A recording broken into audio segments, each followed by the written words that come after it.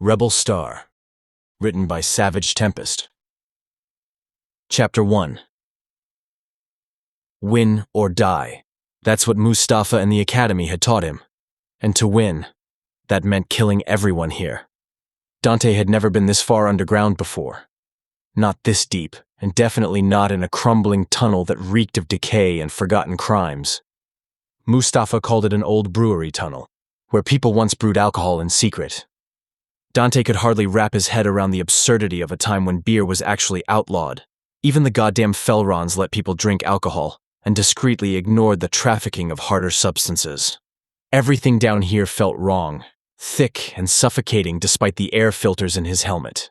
The curved walls and ceiling were too close, their brick surface slick with centuries of filth and grease. The grime almost seemed to move under the dull light of his heads-up display. The whole tunnel reminded him of a throat, dark and waiting, ready to swallow them whole. Dante shifted his stance, careful not to let his boots scrape against the stone floor. His shadow armor blended seamlessly with the surrounding darkness, its nanofiber coating shifting to match the shadows. Even with Mustafa and Fel'ran crouched close by, their identical armor made them little more than faint outlines in the gloom. For a moment, Dante could swear he felt the weight of the earth pressing down on him, like the planet itself wanted them buried here forever. Trevon's impatient voice hissed through Dante's ear implant. Why don't we just start killing these punks already? Mustafa let the question linger until the massive recruit started fidgeting. Overconfidence often leads to defeat. Trevon grunted and thankfully shut the hell up. Dante refocused his attention on the gathering ahead. 12 targets. The speaker commanded the makeshift podium, his gold face mask catching what little light that penetrated the gloom. He was tall, a little shorter than Mustafa, but still solid and carried himself with authority. For far too long, soulless aliens have enslaved humanity. The masked man paused before continuing. That time, brothers and sisters, is coming to an end. The renegades let out a cheer, and Dante couldn't blame them. There was something magnetic about the man. Magnetic and dangerous. The speaker's back was toward the only thing of color in the damp tunnel. A mural featuring 2 wooden tables and happy people drinking beer. The Fel'rans are scared of something, the speaker declared to his followers. It's our job to find out exactly what that is. Could be computers, Brother Rourke, one renegade offered. Their leader nodded in appreciation. Possibly, but we have a couple of AI programs who think it has to do with Fel'ran longevity. Dante stifled a dry snort, despite the renegades being a good 30 feet away and oblivious to their presence. An AI with the ability to think? Seemed like terrorizing serfs wasn't enough for these bastards anymore. Now, they were openly spitting in the face of Fel'ran law. The kind of law that didn't bother with prison time or warnings. It was death, plain and simple. Then again, everything the Fel'rans didn't like came with a death sentence. Hell, breathing too loud in their direction could get you executed. How long do bloodsuckers live? Rourke shook his head. No one knows for sure. The Fel'rans conquered Earth over 50 years ago, and none of them have died yet. From natural causes, that is. Blue team, you ready? Mustafa asked on the team's open comms channel. Blue team ready, Eagle 1. Candace responded. Good. Operation Burn is now active. Remember, no one gets out alive. This was going to be a slaughter. Dante triple-checked his pulse pistols, their familiar weight against his hips steadying him. He would obey orders, at least until he got what he wanted. Learn as much as he could from the Academy while honing his psionic abilities. Then kill Lord Caliph. Unlike these crazy renegades, Dante held no illusions about humans ever managing to rid the Earth of Fel'rans. Freeing himself from slavery would be enough. Red team, Mustafa whispered. now! Mustafa exploded from the shadows like a coiled spring unleashed. Dante and Trevon flanked him. Trevon's pulse rifle thundered in the enclosed space as it found its mark. The first renegade's chest cavity erupted in a spray of blood and bone, her ornate mask shattering as she collapsed. Mustafa's target dropped next. Dante's own shot punched through his target with such devastating force The impact spun the rebel like a broken marionette. The dead renegade hit the tunnel floor with a wet thud. 9 left. Dante was impressed with how quickly the remaining renegades recovered, their laser fire painting red streaks through the tunnel's blackness. Energy blasts sparked and sizzled against Dante's shadow armor, leaving scorched trails across its matte black surface. But lasers were no match for shadow armor, since its nanofiber absorbed energy blasts while simultaneously spreading it over wider areas of the suit. Dante continued to charge forward, not bothering dodging the renegade's return fire. Another few seconds and these guys would be dead. An odd movement to his far right snagged his attention. Rourke's arm snapped forward, hurling something that blazed like a newborn sun. Flashbang. The warning died in Dante's throat as white-hot agony exploded behind his eyes. The EMP pulse slammed through his armor's systems like a physical blow, deadening weapons and comms alike. His HUD went completely dark, leaving him blind unless he took off his helmet. Something or someone crashed into him as he struggled to pull off his helmet. He landed with a crunch and a heavy body on top of him. Dante looked up in time to see a meaty fist headed for his face. Instinct took over and he lashed out with a telekinetic blast. His attacker flew backward, his body slamming into another renegade. No spirit use! Mustafa's command cut through the chaos like a whip. Spirit was Mustafa's preferred term for their psionic abilities. Dante swallowed a retort and scrambled back to his feet. Street fighting instincts, honed in countless back alley brawls, took command of his muscles. An attacker's fist whistled past his ear. Dante responded with a savage kick to the man's ribs. The wet crack of breaking bone was followed by a strangled scream. Glad to be able to see again, Dante scanned the gloomy tunnel. Trevin had lost his rifle in the melee, but his massive frame became a weapon of its own. His large fists found targets in the confined space, each impact a thunderclap of armor against flesh. Blood sprayed across his visor as he shattered another masked face. 6 down. Through the press of bodies, Dante caught glimpses of Mustafa squaring off against Rourke. The rebel leader's laser knife slashed in and out of Mustafa's guard, seeking the microscopic gaps in the shadow armor, where a precise strike at the right angle could end everything. Mustafa had his own knife out, and he was just as determined. As much as he disliked Mustafa, Dante fought the urge to unleash his powers again. One telekinetic blast could end this, but Mustafa's warning carried the weight of consequences he couldn't afford should the captain of the guard survive. If he were lucky, Mustafa wouldn't survive, and they would still complete the mission, an unsanctioned mission at that. The surviving renegades scattered, fleeing up the tunnel. Go after them! Mustafa ordered, still slashing his knife at Rourke. Dante rushed over to his fallen pistols and helmet. He wouldn't get his hopes up, but there was a slim chance that Mustafa wouldn't survive. Let's go. Trevon snatched up his rifle and raced after Dante. They pursued the scattered renegades into a side tunnel. A woman, not 50 feet away, was literally running for her life. Still running, Dante raised his left pistol, but hesitated. Trevon didn't. The rifle shot splattered her back wide open. 7 down. Possibly 8 if Mustafa does his job. Dante couldn't worry about that right now. When they made it above ground, they were met with silence, the abandoned building that led to the tunnel silhouetted against the stars. A gunshot split the silence, and another renegade fell face first. Noah, standing guard by the building's east corner, lowered his rifle and flashed a thumbs up. Candace? Dante tapped his helmet. 2 shots answered him. 2 down. Show off. Noah huffed. Candace, still hidden in the night, ignored him and asked, How many are left? Mustafa is handling the leader, so that leaves 1 more. Dante turned to Trevin. Can you find him? Trevin's tracking ability made him valuable, if unstable. He looked down at Dante, anticipation thick in his deep voice. Sure, if I get to kill him. Dante weighed their options. Would letting one poor slob escape be so bad? Dante didn't even know why he was thinking about it. One escape meant punishment for both him and his team. He looked up at Trevon, still not liking the man. Have at it. Chapter 2. Lord Caliph Estate, Old Chicago suburb. Serf population, 208. Fel'ran population, 1. Dante wasn't surprised by the full medical exam. Not exactly a typical post-mission procedure, but not unprecedented. No. What surprised him was that Dr. Harper, lovingly referred to as Dr. Harpy by he and his fellow recruits, was supervising. Usually, the medical drones, and one technician at the most, would be tending their wounds and bruises. The examination room's amber lighting cast a warm glow across its angel-white surfaces, making the whole place feel deceptively welcoming.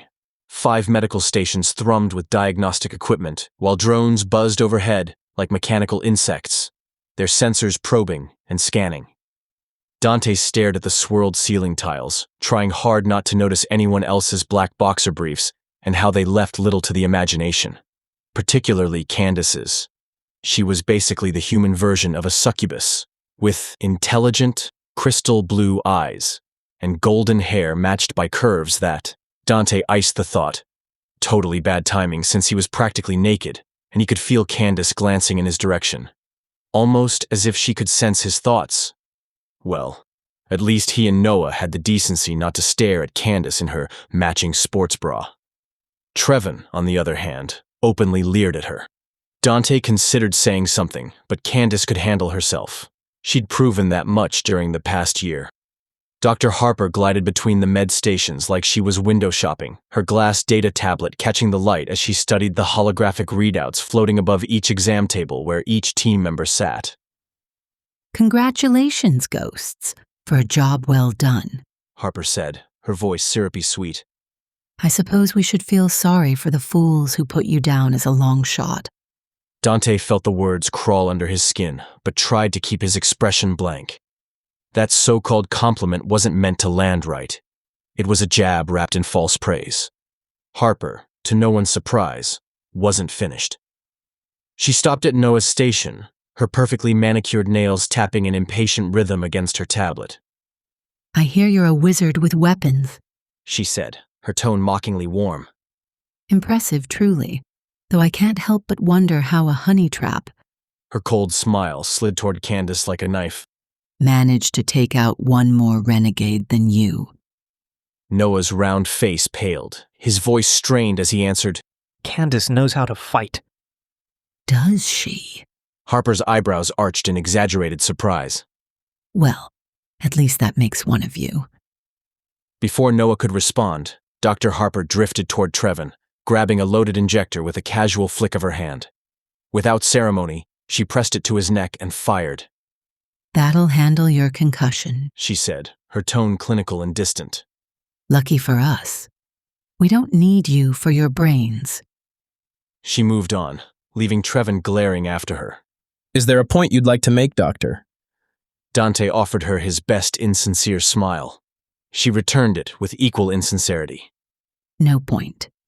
Though forgive me if I confess how impressed I am that someone of your background is managing so well with a group of people with varying degrees of talent. Her eyes swept the room. You're all cleared for duty. You may leave now. Everyone except you, Dante. He felt the others sneaking glances his way, except for Trevon, whose hostility required no subtlety. Why? Harper's expression cooled. Because I said so. That chamber on your left will do fine. While the others dressed, Dante followed Harper into the adjacent medical chamber. The room felt smaller, more intimate, dangerous. Harper pointed to the closest of the 2 medical beds. Dante sat, just like a goddamn obedient little puppy. The doctor grabbed a red bag from a glass amber cabinet and joined him. So close. He could smell her. Flowers mixed with musk. Your augmented ear implant performed well during the mission, Harper said, checking his vitals with a wave of her tablet. Tell me, did you hear anything interesting? Perhaps about Enceladus? Dante tried to keep himself from tensing. I'm not authorized to discuss missions, Doctor. Harper leaned in closer, her face near his. Not even with Candace? Before Dante could respond, the door swooshed open. Mustafa entered, masking his surprise with impressive ease. I'm not interrupting anything, am I? Oh, please, Captain. Harper pulled back slightly. I'm sure you've seen Dante naked before. Mustafa didn't miss a beat. My apologies, Doctor. Your drone said to report to this chamber. That's correct, Captain. Take a seat. Mustafa complied, removing his shirt to reveal impressive muscles. Dante suppressed a smirk. Who knew torturing people was so good for building muscle tone? Give me a moment, Dante, while I take care of your handler. Harper said sweetly. He's a busy man, and I'm sure he has lots to do with preparations for your big mission. She moved over to Mustafa, examining the bloodied scar on his left bicep before retrieving a medical bag. Your opponent must be quite the warrior to have sliced you up so. Yes, he's also quite dead. Harper glanced up from cleaning Mustafa's wound, a smile spreading across her lips. Mustafa's smirk mirrored hers, just as sinister, but it disappeared the moment he turned his icy winter blue eyes on Dante. Aren't we fortunate, recruit? Mustafa said, his voice low and razor-edged. Instead of a highly qualified medical drone, we get the personal touch of a lauded geneticist. Such luxury. Harper jabbed an injector straight into Mustafa's wound with a little too much enthusiasm. He winced slightly at the pain, but quickly masked it with a frown. Just ensuring no nasty infections sneak in, Harper cooed. Dante watched the exchange in silence. Yes, both of them were using him like some kind of chess piece. Yet as much as he hated to admit it, there was something to admire in the way Mustafa handled Harper. Controlled, unflinching, and always one step ahead, or at least never far behind. Yeah, he could definitely learn a lot from this man, which made him think back to their last mission.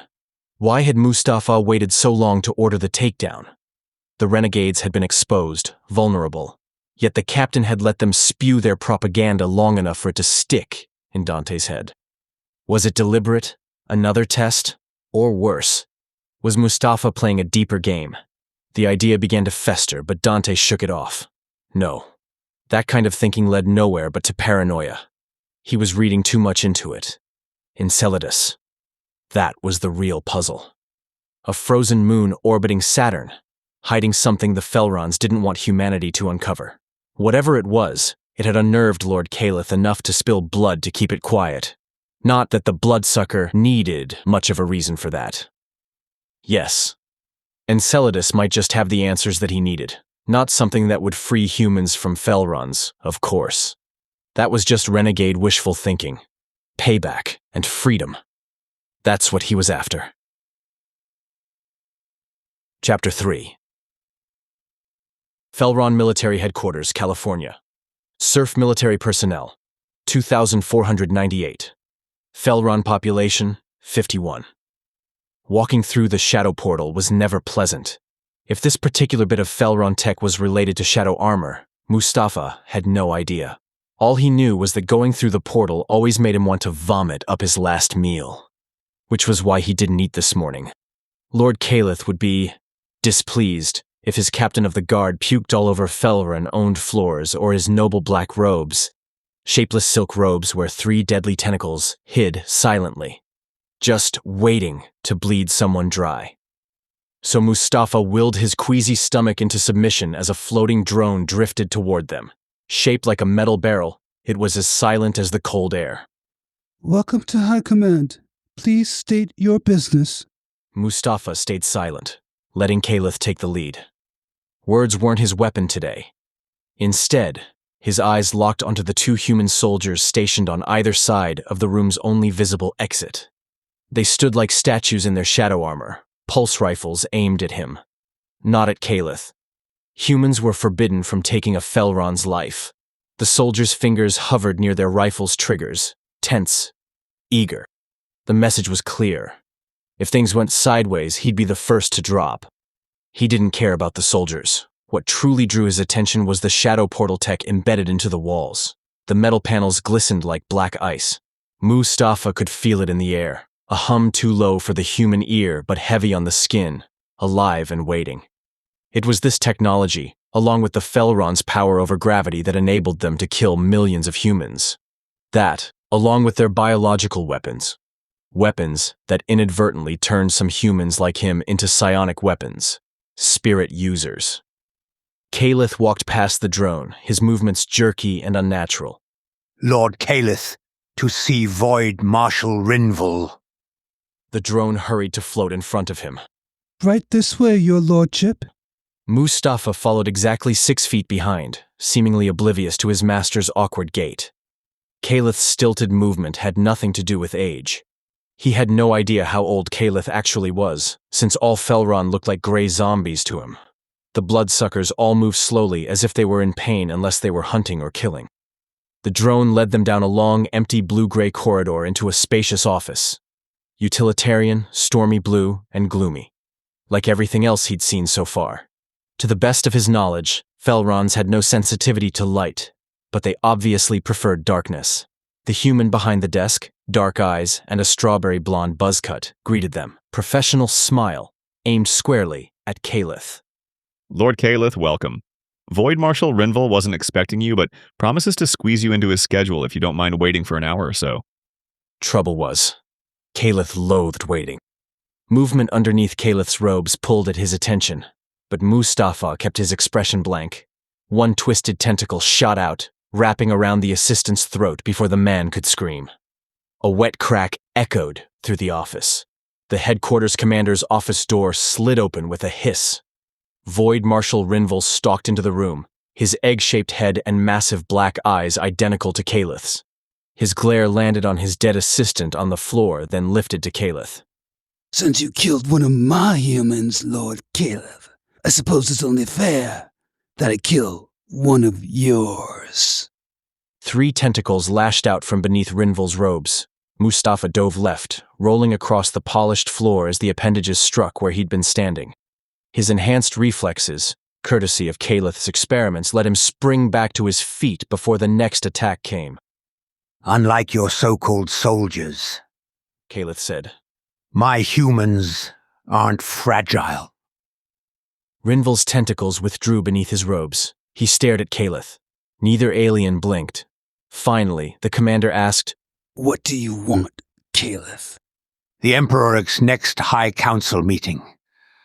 I should attend. You relinquished such duties years ago. Willingly, if memory serves. Calith's tentacles shifted beneath his robes, betraying his irritation. You know that's a lie, old friend. Mustafa filed that bit of information away. He'd always wondered why Calith had left his position on the High Council. The Master never spoke of it. Times change, Calith said. My duty to the cause remains. And I bring considerable resources to the Emperorix's table. Resources? Rinval's lipless mouth twisted into something between a sneer and a grimace. You mean your little academy of modified humans? Among other things. The silence that followed wasn't empty. No. It bristled with old wounds and festering mistrust. Decades of rivalry played out in the stillness. Mustafa remained perfectly still, knowing even the smallest movement could shatter the fragile peace, or worse, bring attention to himself. Finally, Rinval's shoulders sagged. Very well. I will inform the Emperorix of your request. Without acknowledging the concession, Calith turned and glided out the double doors.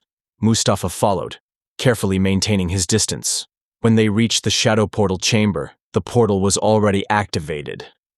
Orange gold energy, swirling around like a vertical whirlpool. Calith's sudden interest in politics wasn't a coincidence.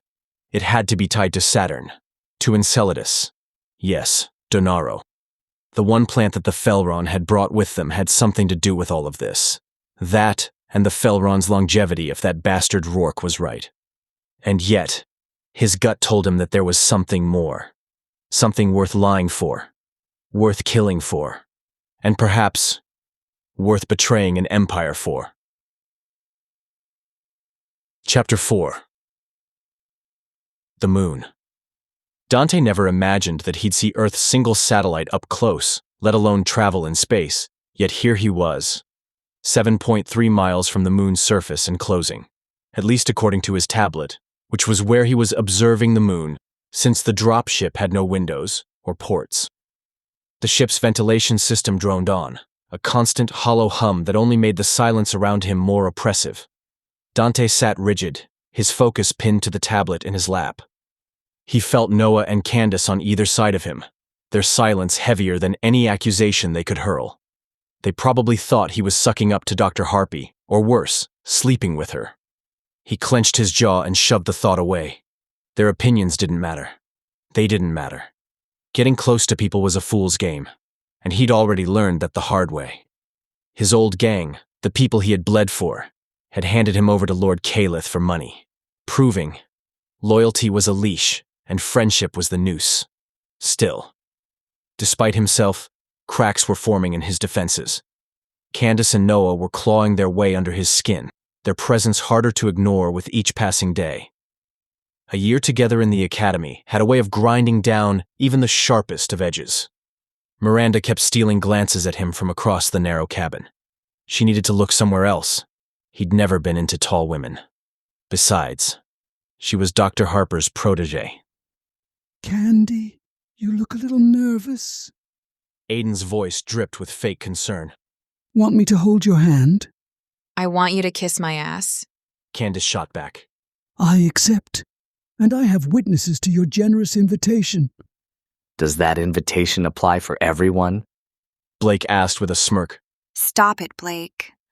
Miranda's voice sounded more bored than annoyed. Blake turned to her, sneering. Don't forget who's team leader. As if you would let anyone forget. Angel and Aiden laughed. Girl has a point, Blake. Angel said. Shut up. Blake's cheeks flushed with anger. Make me. Miranda still hadn't looked up from her tablet. Blake twitched like he was ready to hit her. They all wore standard space armor, but Miranda was the only Raptor wearing her helmet. Dante's ghosts were smart enough to be wearing their helmets too. Well, except for Trevon. Blake turned his scowl on Dante. See what I have to deal with, waste. Miranda's not soft and easy like your girl Candy over there. Dante and Candace started to rise but stopped short as the cockpit door hissed open. Commander Cade stepped out, her black and gold spacesuit gleaming under the dropship's heavy red lights. Her helmet's faceplate was open, revealing high cheekbones, midnight eyes, and a subtle curve to her lips that promised trouble wrapped in fantasy. Briefing time. Listen up, recruits. Dante almost laughed at the word. A year ago, he'd been a gang leader in Old Chicago, before Mustafa and his goons kidnapped him, before his friends served him up on a silver platter. Your mission, Cade continued, is to infiltrate the military's moonbase, where you will circumvent and download the base's defense capabilities. Angel raised a tentative hand. Isn't entering any Fel'ran military facility illegal? We can drop you off at the nearest asteroid if you have any objections. Cade's eyes swept the small cabin. Any more stupid questions? Heads shook. No, except for Miranda's. Who's in charge? Cade's gaze moved from Blake to Dante and back to Miranda. Figure it out yourselves. However, I repeat, do not allow yourselves to be captured. The ship lurched violently, slamming Cade into the wall as a metallic groan of stressed hull plating echoed around them. Acrid smoke belched from the cockpit, filling their cabin with the stench of burning circuits. Cade staggered back inside the cockpit, coughing, Dante and Blake trailing close behind. What the hell is going on? Blake barked, his voice sharp over the alarms now blaring throughout the ship. Military drones.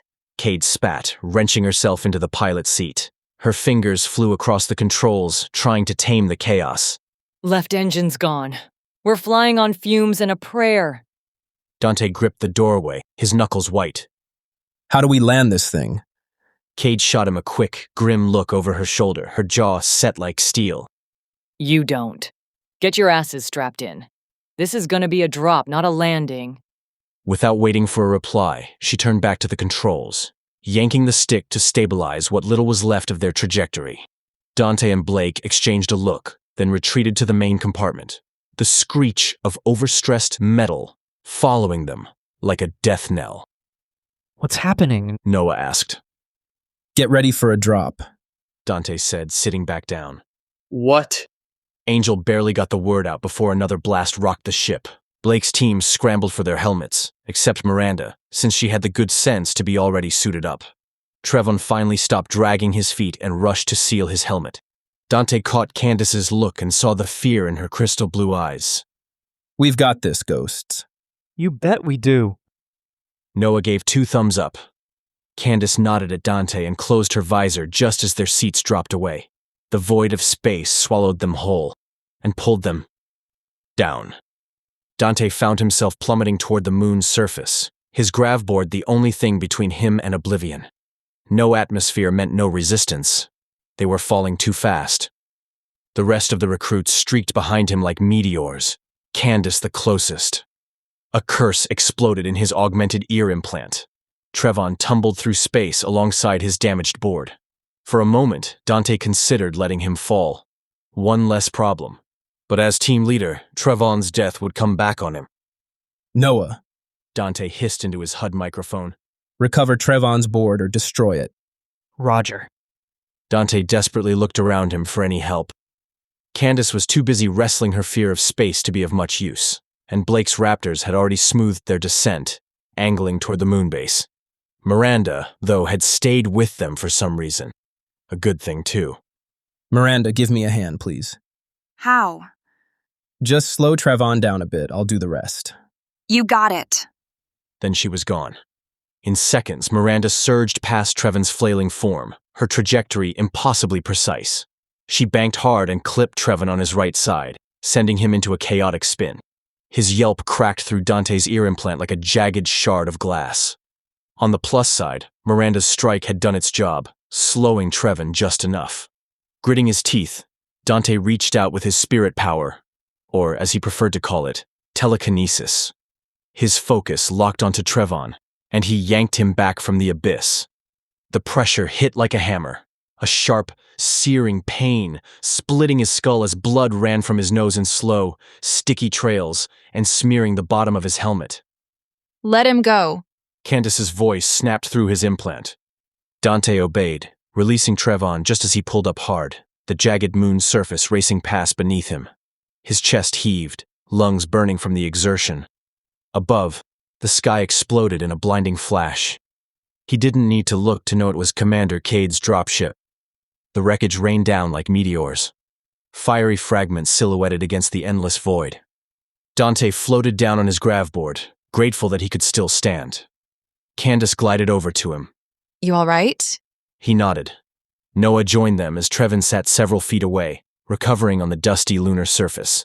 Miranda landed next. Maybe he'd misjudged her. The rest of the Raptors arrived with Blake in the lead. Bet next time the idiots would keep their helmets on, even on a ship. What happened to his gravboard? Dante asked Noah. A second explosion, smaller this time, lit up the eastern horizon. Too damaged. Had to destroy it. Good. No evidence that led back to Caleth and the Academy. We need to check if Commander Cade is alive, Miranda said. No, we finished the mission. Icy cold, Dante. Blake's voice dripped with contempt. Dante's right. Aiden folded his armored arms. The Academy won't accept any excuses for not completing our mission. I agree. Blake nodded. I'm just surprised that Mr. Waste over here is actually able to make hard calls. Dante's not Waste anymore, Blake. Noah snapped. Maybe not, but he still has you fighting his battles. Dante ignored the jab and took in the Fel'ran military moonbase. Gray, blocky, and as unforgiving as space itself. It was a good 7 to 8 kilometers from their present location. Shouldn't take more than 10 or 12 minutes on their gravboards. Getting inside undetected might be a little tricky, but it's not like they had a choice. Dante turned to Trevon. Get off your ass. You'll have to run to keep up with us, or... Dante gestured at Blake. Hitch a ride with your buddy Raptor. Chapter 5. They were going slower than they should be. Any faster, and Trevon would fall behind, no matter how strong or well-conditioned he was. The man was built like a tank, powerful but cumbersome, and there wasn't a chance anyone would risk sharing a gravboard with him. Not with a man his size, and certainly not with the extra weight dragging both riders straight into the jagged terrain below. Miranda certainly wouldn't offer. She never liked the recruit. He was a bully, incredibly sexist. He was more compatible with Blake than Dante. Miranda guessed their handlers loaded Dante with him because he already had someone who used pheromones as a weapon. Adding an incubus like Aiden would have been redundant. Miranda's steady rhythm of breathing filled her helmet as they glided toward the moon base, their grav boards glowing a comforting sky blue on the board's edges. She couldn't help the small thrill that ran through her. Actual Fel'ran military tech beneath her feet. Lord Calith must have serious pull to get his hands on these. Blake and Dante led the charge, almost neck and neck. Miranda stayed close behind, watching the subtle competition between them play out in their body language. Angel, send a drone for recon. Blake ordered. Done. A metal gray cube darted away from Angel and disappeared into the moon's darkness. Lucky for them, the military base wasn't on the dark side of the moon. Gradually, the silence began to claw around the edges of Miranda's nerves, each second grinding longer than the last. Finally, Angel's voice filled her ear implant. Initial scans. No humans. No Fel'rans. Fully automated, Miranda said. That's a good start. Not necessarily. Noah's voice was grim. Humans are prone to error. Automation, not so much. He had a point, but machines had lots of vulnerabilities too. Miranda kept those thoughts to herself. There was already enough tension between the two teams without her adding to it. Angel's recon drone was waiting for them at the moon base's perimeter. The facility rose before them like a chrome fortress, its towers gleaming under the stars. Dare I ask how we're going to get inside without being seen or heard? Aiden almost sounded amused by their situation. Blake looked to Angel, who was quick to answer. Drone 3's tapped into their cameras and perimeter alerts. We're clear unless you can't keep that big mouth of yours shut. Miranda pictured Aiden's perfect lips pouting behind his faceplate. It was rare to see someone cut him down. Maybe it was mean of her to enjoy it, but she couldn't help it. The man was so full of himself. The moonbase's elegant architecture surprised her, dominated by sweeping lines, silver metals, and daring angles. But they weren't here to admire it. Their target lay ahead near the tip of the base. A tunnel.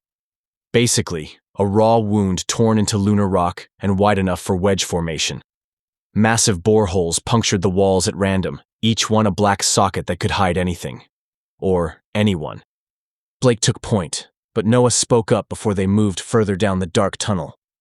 We shouldn't use the hatch if there is one. How else are we supposed to get inside? Blake's annoyance was clear.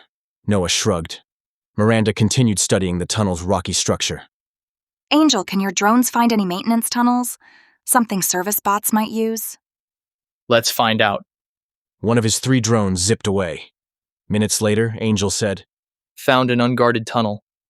You believe that? Miranda couldn't see Trevon's face, but she would put money on it that he was scowling. She was grateful for the colored dots in her HUD identifying each speaker. The males looked nearly identical in their space armor, except for Trevon's hulking form. Dante's indicator glowed green, not the same shade as his crystal green eyes, but who wanted that anyway? They glided silently through the hidden tunnel, their grav boards skimming just above the moon's barren crust. Ahead, the base's entrance waited. A massive gray hatch of reinforced metal, its surface dulled by time and marred with deep gouges. It practically radiated an unspoken warning. We don't exactly have unlimited air, Candace said. Angel, have one of your drones open it up already. Angel shook his head. I'm maxed out. One drone's spoofing the cameras, another's killing intruder alerts, and the third's monitoring the base's computer mainframe. I'll take care of it. Dante stepped forward, pulling a miniature white device from his belt that Miranda had never seen before. Its 4 legs and stumpy body reminded her of a spider. He placed it against the control panel by the hatch. 2 minutes later, the hatch slowly ground open, revealing utter darkness inside.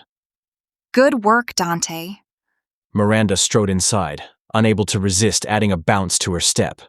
Her HUD adjusted quickly to the thick darkness, painting it all in gloomy green. Guess all that criminal work is paying off, Blake added. Despite the bickering, Miranda found herself impressed by their collective talents. Angel's drone control, Dante's hacking skills. Each recruit brought something unique to the mission. except maybe Candace, who doesn't seem to be able to do more than look gorgeous and hover around Dante all the time. Not that she was jealous or anything. The hatch closed behind them as bright lights flickered overhead. The tunnel's Spartan design struck Miranda as utilitarian, but still aesthetically pleasing. They reached an intersection in no time, and another hatch. This one was slightly smaller than the first, but still large enough for their grav boards to fit through. Blake turned away from the hatch. We need to find a way off this rock. I agree. Dante grunted. Why don't you go find one? Great. Another standoff between team leaders. We don't have time for this, guys. Miranda's right. Noah tapped the timer on his wrist interface. We have about 2 hours of air left. Less for Trevon after all that running. Don't worry about me. A yellow dot lit up in Miranda's HUD, signaling Angel was now on their shared channel. Can we speed this up? Controlling 3 drones at once isn't as easy as it looks. Miranda filed that bit of information away for later. Never know when you might need leverage, or have to fight another recruit outside of training. There has to be at least one cargo ship here, Candace said. Why don't we send the newbies to find it? Okay. So Candace wasn't exactly dumb, but she wasn't anywhere close to Miranda's #1 class ranking. Dante had moved up to #3, Blake, #2. Fine. Blake sneered and turned away, dismissing Dante like trash. We'll send the newbies. Aiden and Trevon started to protest, but Blake cut them off. The Waste and I are the team leaders. Get going. Report back in 30 minutes, Dante added. Or we'll assume you're dead. Your loss. Aiden's voice dripped with charm before turning to Trevon. Come on, handsome. Trevon glared at everyone before following Aiden down the left corridor. They glided forward in single file, their grav boards silent in the narrow corridor. Angel led with his 3 drones, while Dante watched their 6. Miranda's HUD tracked their silent progress until they reached a T-junction ahead. Angel banked left without hesitation, his drones trailing like metallic shadows. Do we even know where we're going? Candace asked. Miranda was wondering the same thing. For now, luck was with them. No alarms or base defenses tripped so far, but Miranda knew better than to trust in luck. They were fragmented as a team. There was a good chance that something would go wrong. What would she do if something bad happened? Think. Good leaders always had a contingency plan. Not that she was anything more than 3rd string on the Raptors, but that wouldn't be her place forever. Miranda's HUD registered 5.2 gravity, barely half of Earth's, but enough to keep them grounded. The passage ended at a massive metal door, its surface gunmetal gray and smooth. Angel lingered near it, his cube-shaped drone drifting to what hopefully was the access panel. With a sharp whine, the door split open. The 6 of them entered a cavernous industrial chamber, its walls laced with exposed struts and unfamiliar machinery that thrummed with latent power. At the chamber's center, a circular structure jutted up from the floor like a thick pipe. Angel approached, his drone interfacing with its pulsing surface as they gathered in its shadow. How long will it take you to download the information? Blake asked. Give me a couple of minutes. Angel's focus remained on his drone. Miranda's gut churned, every instinct screaming this was wrong. Too easy. No defenses, no guards. It didn't add up. An alarm tore through the silence, a piercing wail that sent Miranda's pulse racing. Nice going, Angel, Noah muttered. That wasn't me. Trevon, Aiden, respond. Dante barked into the comms. Static hissed back, hollow and lifeless. Miranda's stomach knotted tighter. Dante, you, Noah, and Candy, cover the door. Blake growled.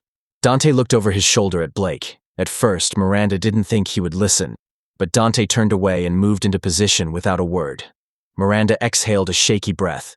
They needed unity now more than ever. The door whooshed open. Miranda spun to face it and froze. A metallic spider, easily 2 stories tall, stomped through the entrance. Its armored legs struck sparks from the floor. Dante and the other ghosts blasted it, but the rounds splashed harmlessly off its carapace. Miranda turned to Angel. Have your drone flush the moonbase's system when it's finished downloading. He looked to Blake first, making Miranda grit her teeth. Chain of command mattered, but sometimes... Do it, Blake ordered, pulling his own pulse rifle from his back, as if one more rifle would make any difference. They needed another solution. The ghosts kept the spider busy, their gravboards carrying them in swooping attacks while they fired. One hit from those massive legs would be fatal. The thing had to weigh tons. Without warning, a crimson beam lanced from its single eye, catching Dante mid-maneuver. He tumbled from his board, hitting the floor hard. Miranda's heart skipped a beat. She forced herself to focus as she scanned the chamber for something that could help them. You're the weapons expert. Candace shouted to Noah. How do we stop this thing? I need more time to analyze its capabilities. Noah barely evaded a stomping leg, his board whining as he pushed it to its limits. Miranda joined the fight, Blake close behind, as the monster advanced on Angel and the structure. 2 of Angel's drones accelerated past them, peppering the spider with laser fire. Smart. They were compromised anyway. Blake moved like a demon, twice as fast as the rest of them, but even his attacks couldn't penetrate the spider's legs. Miranda reminded herself that nothing's unbreakable. Dante, She called. can't you hit it with something? He studied her for a moment, then turned toward the ceiling. He stretched his hand out. A heavy metal beam groaned free of its moorings and zoomed toward the metal monster. It crashed into the spider's flat face with devastating force. The machine collapsed. The 2 teams regrouped, exhaustion evident in their postures. We're good to go, Angel reported. all downloaded. A piercing screech erupted from the fallen spider, so intense Miranda's teeth vibrated. Her head was pounding. She couldn't think. The other recruits were clutching their helmets too, desperate like she was to block out the sound. Angel's drones plummeted to the floor. He dropped next. Miranda tried to fight the dizziness as the spider's sonic scream pierced through her very core. It was hopeless. Darkness was already closing in, but the pain didn't stop. Miranda woke with a shudder. She'd been out for 5 minutes according to her HUD. As she struggled to her feet with the others, a familiar voice rang out. Pathetic performance. Mixed emotions flooded Miranda. Relief at Commander Cade's survival, dread at what would come next. You're supposed to be dead. Blake groaned. You would be dead if this were real. Cade replied. All of you. Let me guess. Dante's voice dripped with sarcasm. Another damn test. Everything is a test. Lieutenant Radcliffe strode into the chamber, Aiden and Trevin trailing behind him like scolded children despite their faceplates hiding their faces. Line up! Cade shouted. They snapped into formation, even Dante. Cade stalked the line formation like a caged animal, her voice cutting through the dead air. Teamwork! Fail!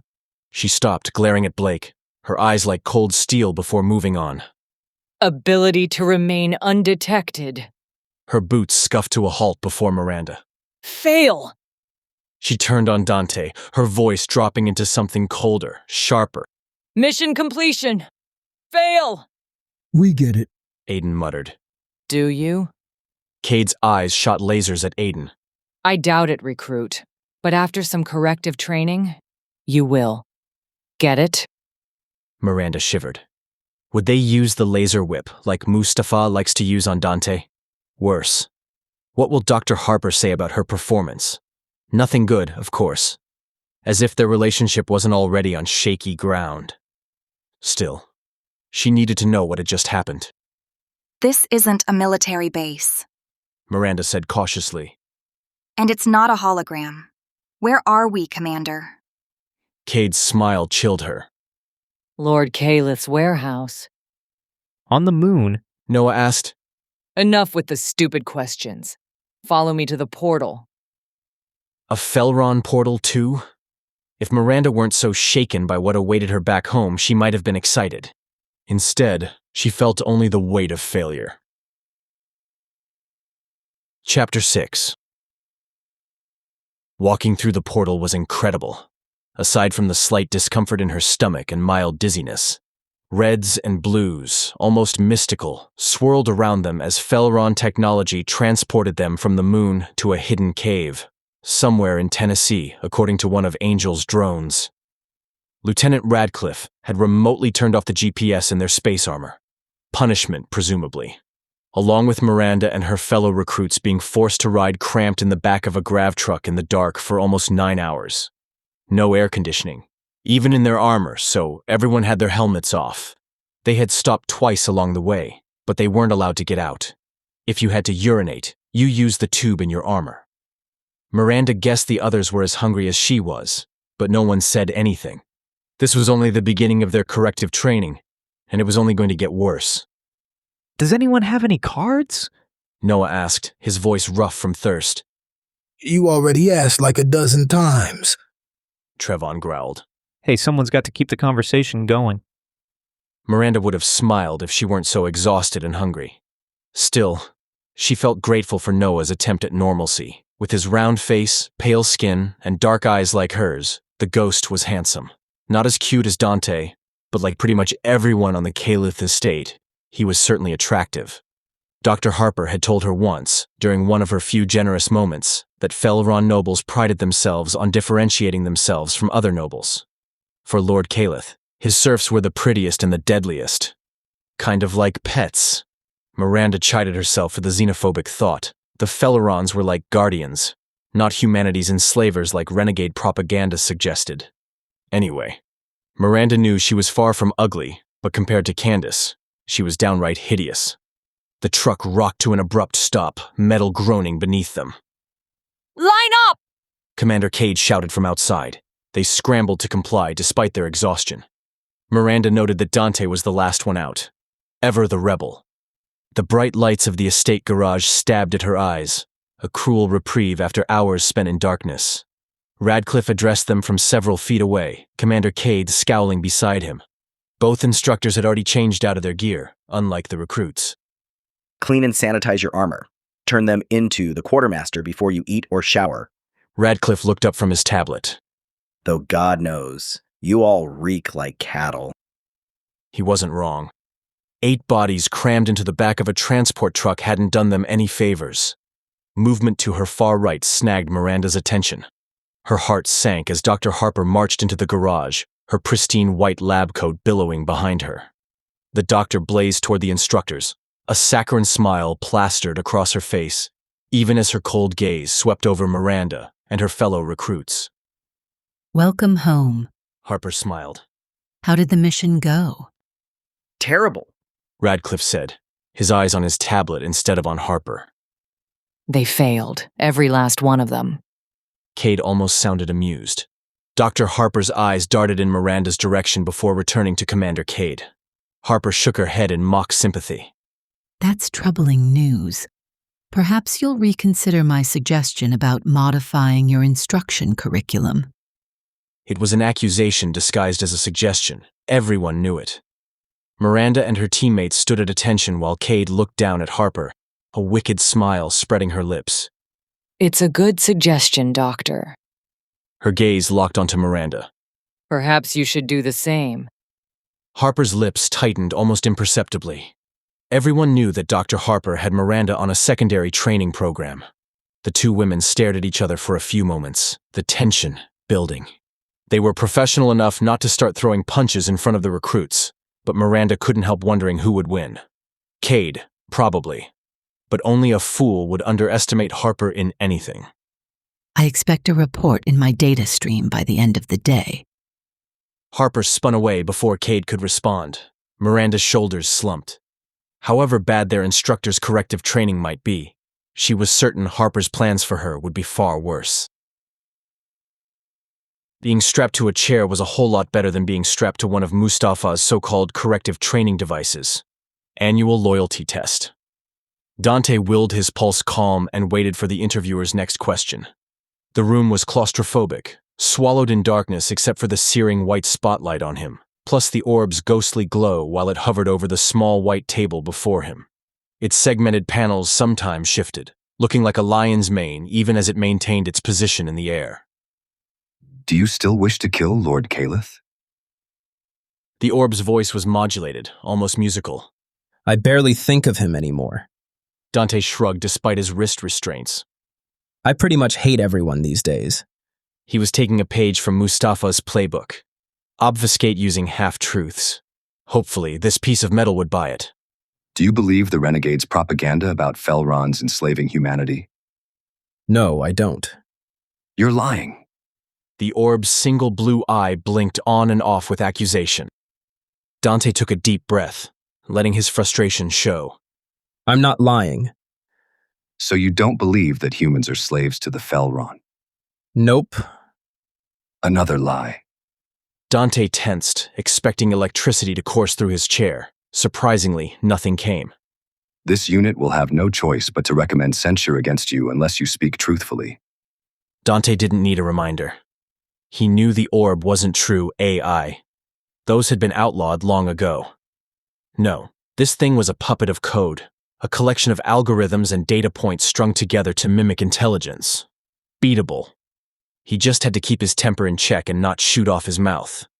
Still, the cold, mechanical gaze of the orb lingered, unblinking, dissecting him. It already had a mountain of data on him. Probably knew what he had for breakfast 8 months ago. Yet here it was, digging, searching for cracks. Do you like your fellow recruits? The question came sharp and sudden. Dante didn't flinch. He'd rehearsed this one.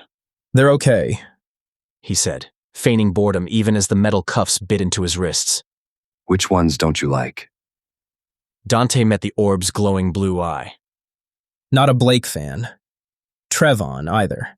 The device shifted slightly left-center, possibly satisfied. And Candy. The nasty nickname surprised him. A calculated move, no doubt, to unsettle him. For a floating machine, it was surprisingly human-like, more than the Fel'ran's. But that was undoubtedly programming. She's pretty, he said finally. What about Miranda? She's cute too. Not his type, but he wasn't volunteering that information. The orb's panels rotated slightly as it adjusted position, its blue gaze unwavering. Are you aligned with the Renegades? Dante laughed, genuinely this time. The Renegades are stupid. What makes them stupid?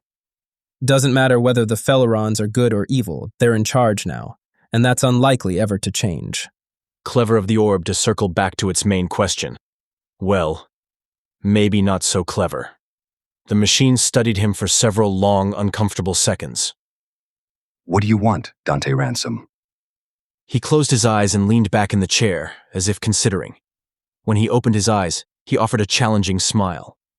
I want to do more than survive, and I want to learn how to use my spirit power. Why? So I can never be betrayed by people close to me ever again. The truth tasted bitter on his tongue. But sometimes, the best lies were wrapped in honesty. Chapter 7. The moon base mission was a total disaster. 10 years in a labor camp. That was the shadow hanging over her, no matter how far she'd come. A year in the Academy didn't mean a damn thing unless she graduated. Failure meant chains and backbreaking manual labor. And Candace wasn't about to be someone else's mule. She pressed her knife into the synthetic steak, each slice deliberate, her frustration focused on the rubbery flesh. Then she saw him. Aiden slipping through the cafeteria doors. He busied himself at the food counter, pretending not to notice her. But she knew better. Mr. Sex on Legs was always watching. Her stomach coiled tighter as he approached, every step exuding warm, effortless confidence. Great. Plenty of empty tables in the room, but of course, he zeroed in on hers. Do you mind? He dropped into the opposite seat before she could answer. Candace served up a warm smile, despite feeling quite the opposite. The cafeteria's brutal overhead lights cast unflattering shadows across the bolted-down tables, remnants of last year's infamous recruit brawl. Aiden started eating, head bowed slightly as if focusing on his food. Candace took the opportunity to study the man up close. Incredibly enough, this was their first time sitting together alone. Usually, the ghosts and raptors ate separately, except for Trevon, who preferred Blake's crew. Aiden's features were almost too pretty. Asian, with long lashes framing bedroom brown eyes. Porcelain skin without a single blemish, and dark circles under his eyes that shouldn't be there. He caught her examining him. Usually you don't stare, Candy. Candace. She corrected, pursing her lips. And I apologize. He set down his fork, spaghetti momentarily forgotten. 3 questions? Candace leaned forward, giving him a better view of her breasts. 2. Aiden smiled as he let his gaze travel to her chest, then slowly back up to her face. You first. I know you're dying to know. He wasn't wrong. Aiden was a human version of an incubus, essentially a male version of herself, able to use pheromones and mental suggestions to bend others to their will. Sadly, Aiden was also cocky as hell. But the man before her now, those eyes seemed haunted. What happened to you? Aiden took a deep breath, and though this could all be performance art, she sensed he was genuinely struggling to keep it together. Corrective training. She stared, confused. Sensory deprivation tanks, 7 hours. Candace's breath caught. 7 hours. That was torture. But she wouldn't say that aloud. The cafeteria could be bugged, and she didn't have her tablet. As if reading her mind, Aiden pointed to the fancy scarlet stripe adorning his silver team wristband. We've got 10 minutes of white noise. Angel set it up for me. Which might be true. Still, she needed to be careful with her words. I take it that you didn't have your corrective training yet? Candace offered a playful smile. Is that your first question? Aiden shook his head, so Candace set down her utensils and waited. Have you bedded Dante yet? The question struck like a shank between the ribs. Damn, she should have seen that one coming. Thankfully, she didn't allow her smile to falter. No, I still haven't decided which of you 6 male recruits I want. Aiden laughed, soft and seductive. Like the first notes of a piano chord. Candace continued anyway, flipping her hand up like royalty. I am considering choosing Captain Amir. He's such a stud. I bet he's great in bed. He is cute, if you're into rough trade. However, I believe the man's already taken. She'd guessed as much. Screwing someone and being taken are 2 different things, darling. They both giggled, and it felt surprisingly good. She doubted Aiden was trying to use his spirit influence on her since their abilities pretty much canceled each other out. Still, could she trust him? Aiden took another bite of spaghetti before continuing. We don't have to be enemies, Candace. She quirked an eyebrow. How's that? Is that your last question? She considered, then shook her head. As a sign of good faith, I'll give you this one for free. They want us to be at each other's throats. The Academy is designed that way. She'd gathered as much. But it was nice to talk about it. Noah wasn't interested, and Dante had his own agenda. Hopefully one that wouldn't blow up in all their faces, or include Dr. Harpy. Candace closed the lid on those thoughts for now. So you're suggesting you and I play nice? We play to win, he corrected.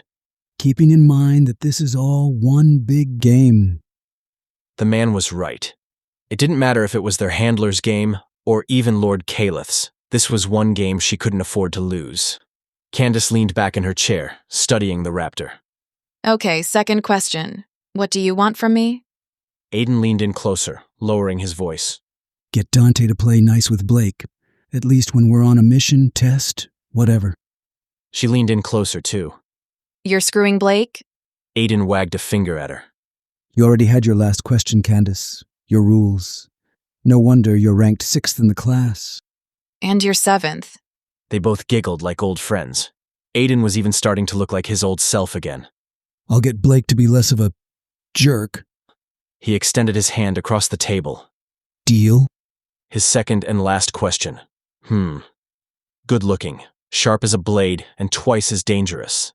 Candace couldn't decide if he was a lifeline or a loaded gun, but his plan might be her best shot at staying in the program.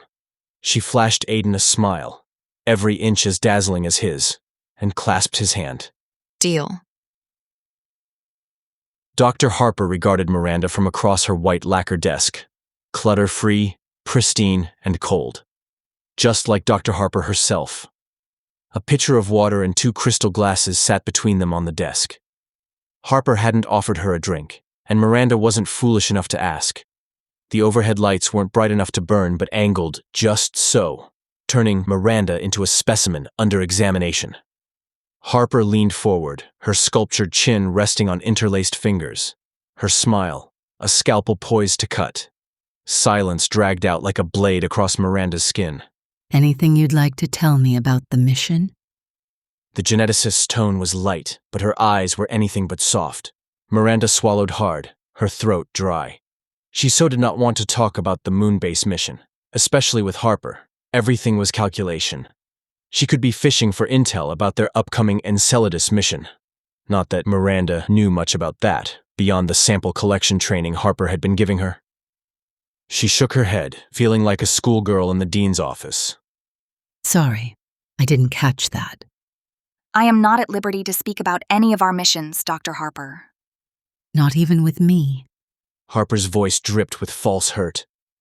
You do realize that I will be fully briefed?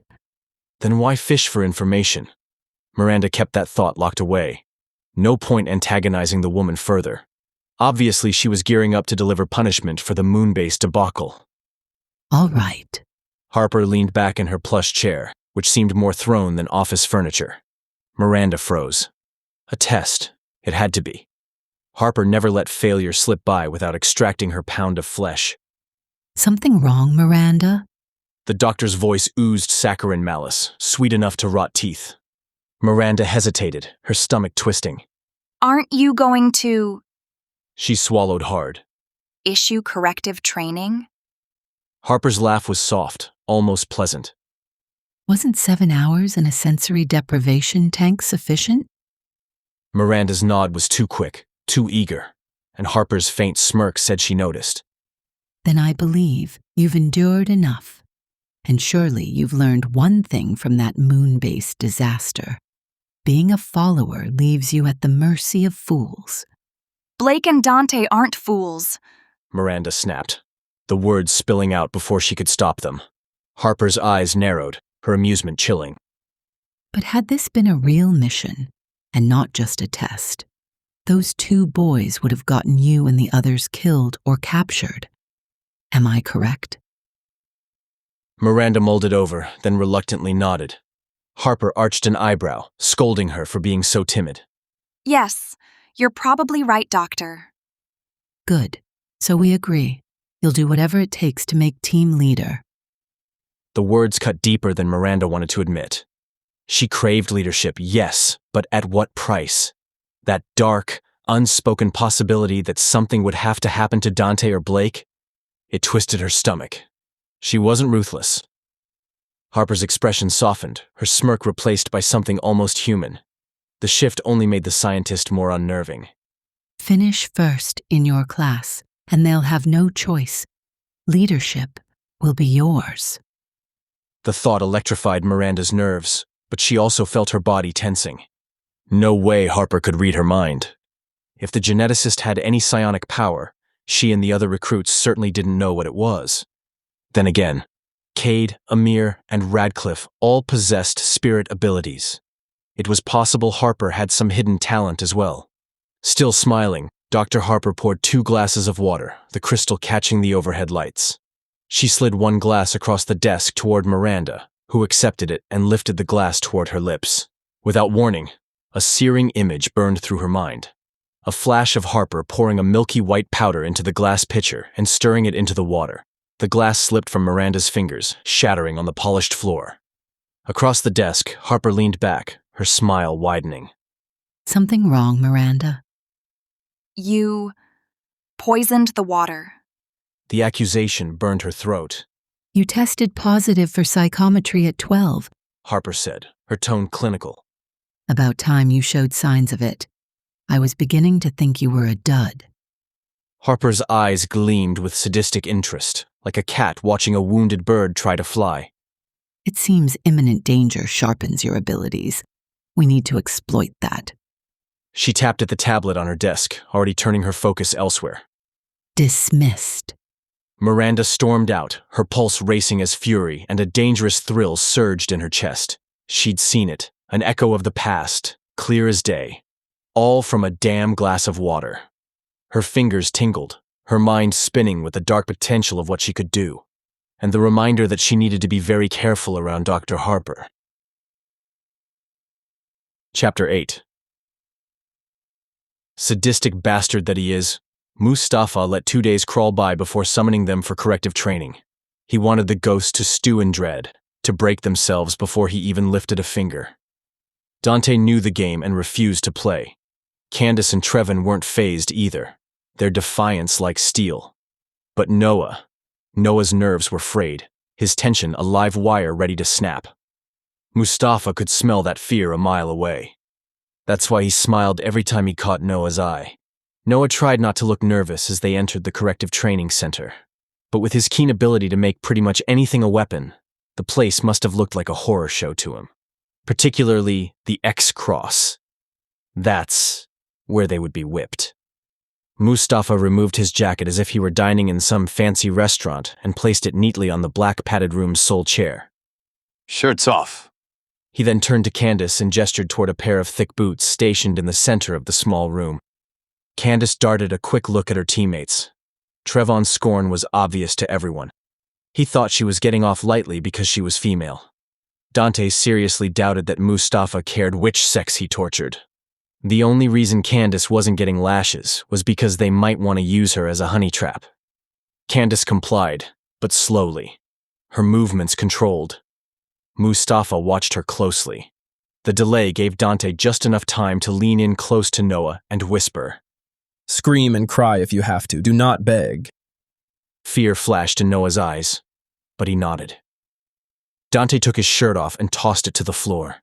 Noah followed his lead. Trevon folded his massive arms across his chest, his biceps straining beneath synthetic fabric, burning hatred in his dark eyes. As if sensing his defiance, Mustafa turned around slowly and looked the recruit up and down. I take it? You want to go last? Like hell I'm going to let you or anyone else whip me. Dante wasn't surprised when Mustafa smiled. Of course, the man knew the history of blacks and slavery, and how numerous slaves were whipped. Psychological torture. Another thing their handler excelled in. That's your final word? Screw you. Mustafa's hand flew to his hip holster. One shot, and Trevon dropped. Noah and Candace looked on in shock as Trevon thrashed on the floor like he was being electrocuted. Dante felt nothing. Never liked the man and probably never would.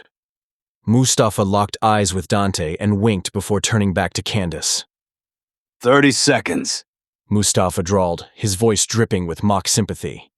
Inversion therapy starts whether or not you have both boots on. Candace scowled but didn't waste any more time and had the boots on lightning fast. Mustafa touched his gold wristband. Candace gasped as an invisible force swept her off her feet and hoisted her into the air upside down.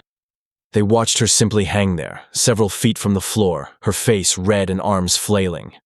Mustafa's gaze shifted from Candace to Trevon, whose eyes were bulging with pain as his body continued to convulse. Mustafa looked back to Noah with a cruel, honest smile. All right. Who's next? Kneeling with one knee bent, Mustafa bowed his head, holding perfectly still as the oppressive silence dragged on. Lord Caliph didn't so much as glance away from the shimmering blue holoscreens that floated like spectral guardians around his marble dais. Harper and Swanson flanked Mustafa, caught in the unforgiving glare of their own white spotlights.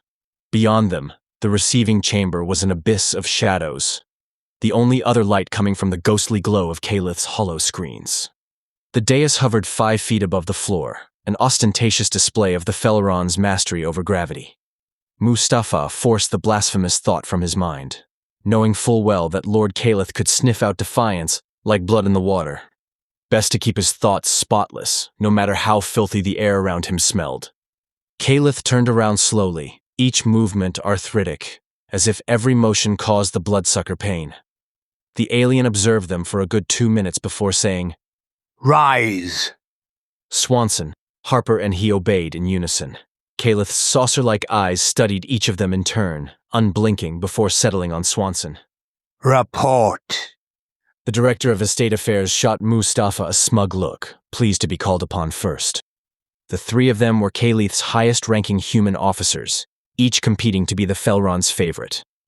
Food production and export levels remain within projected levels, my lord, and the estate and Academy supplies are fully stocked. Caliph waved away Swanson's prepackaged speech with a gnarled hand. Does the Enceladus mission have what it needs? No, my lord. Mustafa cut in, earning him a glare from Swanson. The ship is still not completely retrofitted for the mission. Plus, my team hasn't received access codes to the required transport portal. Caliph's gaze skewered Swanson, who froze like a cornered animal. Is there a problem, Director? Swanson swallowed hard. Securing permission from the Fel'ran military has been challenging, my lord. The silence that followed was suffocating.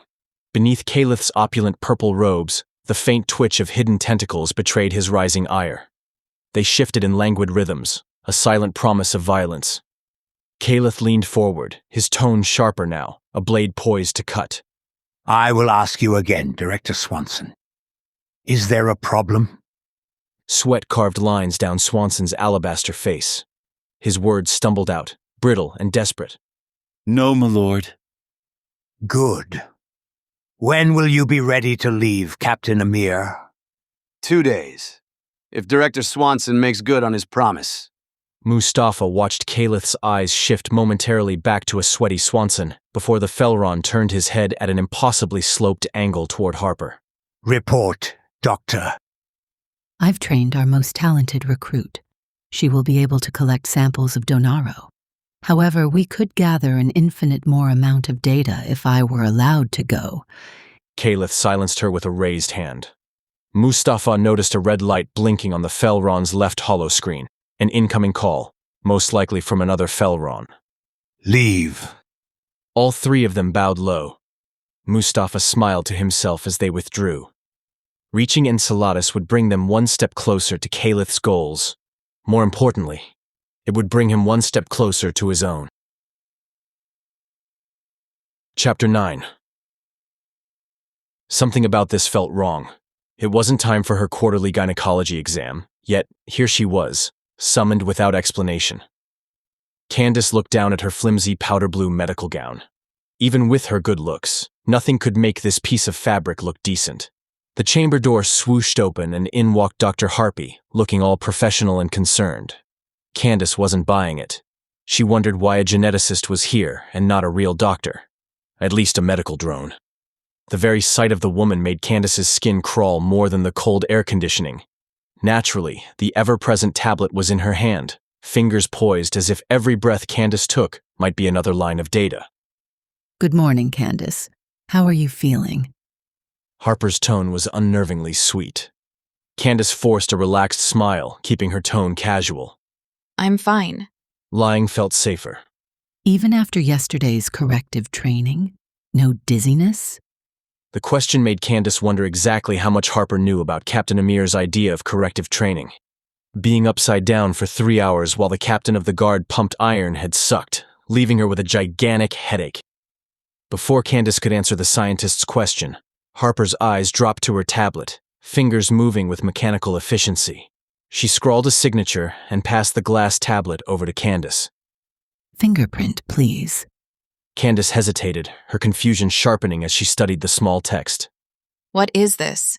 Her voice sounded tight, wary.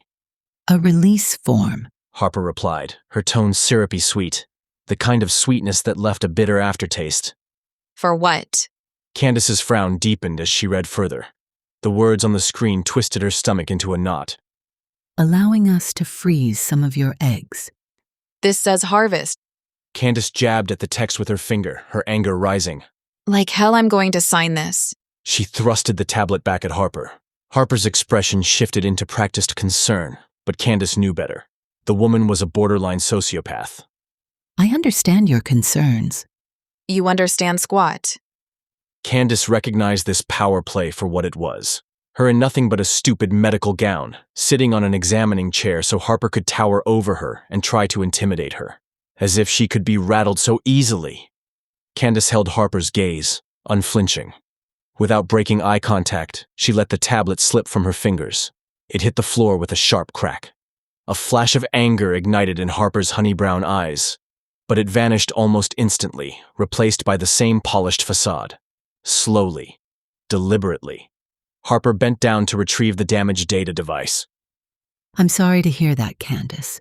You're leaving me no choice but to recommend you for expulsion from the Academy. Harper's voice remained pleasant, but her eyes were cruel. We both know what will happen if you get booted from the program. 10 years of hard manual labor can be hard on a woman's looks, which is all you have going for you. Candace's heart thundered in her chest, fear clawing at the edges of her composure. But she'd buried such tells long ago. Her voice came out cold and sharp, defiance masking the unease coiled in her gut. You're bluffing. Harper's smile didn't so much as twitch. The look in her eyes, dark and unyielding, said they both knew better. On what grounds? Captain Amir would never let... Harper cut her off with a laugh, low and venomous, each note curling around Candace like a tightening noose. I'm one of Lord Calith's 3 prime officers, recruit. That's all the grounds I need. Fear and anger collided inside Candace, threatening to spill out. Instead, she straightened, every movement deliberate, her gaze locking onto Harper's like a blade meeting its mark. Harper's face went blank. You will find someone else's eggs and use them for mine. Understand? Harper nodded, her eyes staring into nothingness. Tell me you understand. Harper's eyes snapped back into focus, and a wicked grin spread across her lips. Oh, I forgot. I'm immune to your succubus mind control, although I am impressed with your strength. Tickled a bit, though. Candace glared at her. Well, you're a real bitch. That's Dr. Bitch. Harper passed the tablet toward her again. Now would you mind giving me your thumbprint, so I can get back to some important work? Mustafa had slipped up, and Dante took advantage of it. Now the estate's captain of the guard and Academy lead instructor was on his back. Dante sat straddled on the man's chest and pummeled him with punches. But Mustafa was good, covering all of his face and most of his head with his fists and elbows. Sooner or later, though, some punches would get through, but something felt wrong. Dante moved to roll off Mustafa, but a medicine ball still clipped him before he could fully escape. Mustafa used his legs in an attempt to tangle him, but Dante rolled away out of reach. The man was almost as fast as he was, and now he was on the defensive again. Both men sprang to their feet, circling each other inside one of the Academy's 3 training centers. Mustafa struck first, a right cross that Dante barely slipped under. A 15-pound dumbbell shot past Dante's ear. He caught it with a thought and sent it spinning toward Mustafa, forcing him to duck. Dante blocked a kick aiming for his left side by leaning into the blow with his forearm, then countered an inside leg kick to Mustafa's calf. Mustafa's leg buckled, leaving him vulnerable. A weight plate spiraled toward Dante. He slapped it away with a thought, then sent 2 resistance bands spinning towards Mustafa, distracting him. Seizing his chance, Dante surged forward. His left hand locked around the back of Mustafa's neck. He drove his knee up into the instructor's abdomen once, twice, each blow solid despite Mustafa's steel-hard muscles. But even as Dante pressed his advantage, Mustafa's hand shot up with impossible speed. Palm connected with skull. Blinding white light erupted in Dante's mind as pain exploded behind his eyes, sending him crumpling to the floor. He was still blinking away white spots and dizziness when Mustafa, looking smug, stared down at him. Assuming you know all your opponent's capabilities. Mustafa shook his head. Fatal mistake, Dante. Guess we also need to work on your mental defenses. Dante pushed himself upright, his mind churning over Mustafa's words along with his body aching from the workout. The idea that Mustafa could possess more than one spirit ability was unsettling, an edge Dante hadn't considered before, but it made sense. Mustafa and the other instructors weren't just graduates. They were relics of the Academy's earliest days, forged when the program was still raw and experimental. Maybe back then, the focus had been on developing a suite of spirit abilities rather than honing a single skill like Dante's class. A towel slapped Dante in the face, startling him. He yanked it off, glaring. Mustafa stood a few feet away, a smug grin lighting up his olive face. The man hadn't so much as twitched. If he hadn't kidnapped him and wasn't such a sadistic tool and, well, evil, Dante could almost like the man. We're done, Dante. I suggest you get cleaned up before you see Candace. What makes you think I'm seeing Candace? Dante wiped the sweat from his neck with the towel. Mustafa's hollow star granite features turned serious. She's in her quarters right now, recovering. Dante frowned. Recovering from what? Harvesting. Her eggs. A cold chill squeezed Dante's stomach as the truth clicked into place. Why? He demanded, his voice low. The next generation of metahumans. Of course. It was always for the Fel'rans, their leash tightening with every so-called advancement. Fury surged through Dante like a tidal wave. his fists clenching at his sides. Mustafa's eyes gleamed. Careful, he said, wagging a finger like a patronizing schoolmaster. Never let your anger show, Dante. Screw you. She's your responsibility. How the hell could you let this happen? Mustafa folded his arms, the dense lines of muscle carving sharp shadows under his skin-tight shirt, then sneered. Not me, Dante, he said calmly. You let this happen. The accusation hit like a slap. Dante's blood boiled, words surging to his lips. Accusations, threats, anything to shove the blame back where it belonged. But Mustafa raised a hand, cutting him off. I tried to convince you to do it the old-fashioned way, but poor Mr. I have issues with relationships. You blew me off, which allowed Dr. Harper to outflank me. Why did it not surprise him? Candace could be enduring unspeakable horrors, and yet Mustafa somehow twisted the moment to serve his own narrative. Dante closed his eyes for a moment, wrestling with his emotions. He didn't want to care about anyone at the Academy. He couldn't afford to. Attachment was a weakness, a crack in his armor and a surefire way to get hurt. His old gang had taught him that lesson with a knife in the back. No, he couldn't afford to care. Not about Candace, or Noah, or anyone. Mustafa's hand landed on his shoulder, almost fatherly, though the man could be no more than 10 years his senior. Go to her, Dante. I don't know what to say. He looked up to find an evil smile creeping across Mustafa's face. Perfect. Chapter 10. It took Dante less than a minute to crack the lock on Candace's door. If she called him out on it, he'd just say he was worried. Hell, it wasn't even a lie. But deep down, he had no clue what he was walking into. Her carbon gray steel door slid open, whisper quiet, and he slipped inside. The room swallowed him in darkness, the blinds drawn tight, casting only faint amber slashes of light along the walls. His augmented vision, what Harper smugly called a mutant advantage, cut through the gloom, sharpening every detail. A narrow bathroom door stood slightly ajar, and a king-size bed was framed in a soft pink glow. The air smelled a bit stale. Dante's gaze locked on the misshapen lump beneath a pile of blankets. Candace. Dante's chest tightened. The weak light and suffocating stillness pressed down on him like a heavy weight. He hadn't felt this uneasy since that fumbling first time sneaking into a back room with his first crush. Only now, the stakes were higher. His dread more real. Candace? Silence. He tried again. Candace? Get the hell out. Her voice sounded raw. His instincts screamed at him to retreat. Instead, Dante moved to Candace's bed and sat down. A pillow sailed at his head. He didn't react and let it hit him. After what felt like hours, he called to her again. The blankets rustled beside him. She sat up, eyes bloodshot and watery, hair mussed up. Why the hell are you here? Dante froze for a second. The sight of Candace so utterly undone hitting harder than he'd expected. For a moment, he wanted to get up and leave. He gathered his courage, slid closer, and pulled Candace into a cautious, firm embrace, as if holding something fragile. Let go of me, she hissed, her fist slapping against his chest with hollow force, the effort more defiance than strength. He didn't let go.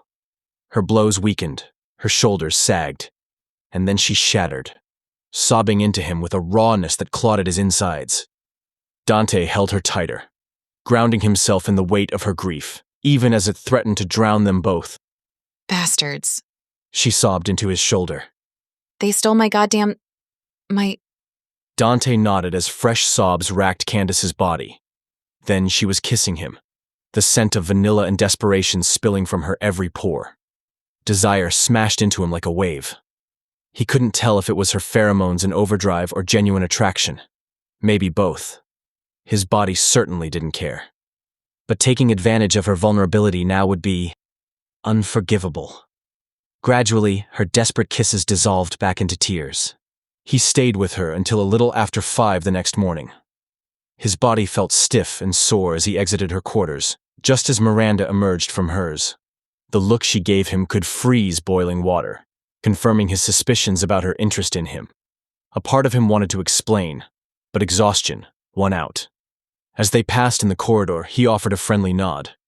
Miranda looked through him like he was made of glass and kept walking. Dante sighed and headed for his quarters. One more day until Enceladus. Hopefully, Miranda wouldn't hold a grudge.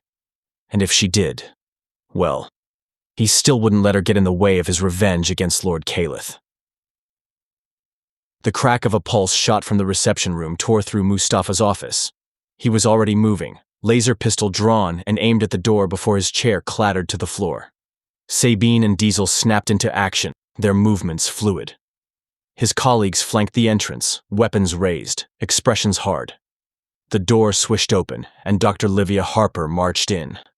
The sharp lines of her white lab coat were as crisp as the contempt etched across her face. Her gaze raked over Sabine and Diesel, dismissive and cutting, like they were little more than insects buzzing too close to her orbit. Can we dispense with the histrionics and put those silly weapons away? I only shot your secretary just below the shoulder. Harper paused, then added, A medbot is on its way. He'll be fixed up in no time. Mustafa set his pistol on the desk as he righted his chair. This better be good, Doctor. Harper didn't even flinch at his warning, looking pointedly at Sabine and Diesel before returning her attention to Mustafa. He gave his colleagues a barely perceptible nod, and reluctantly they lowered their weapons, though neither moved from their defensive positions.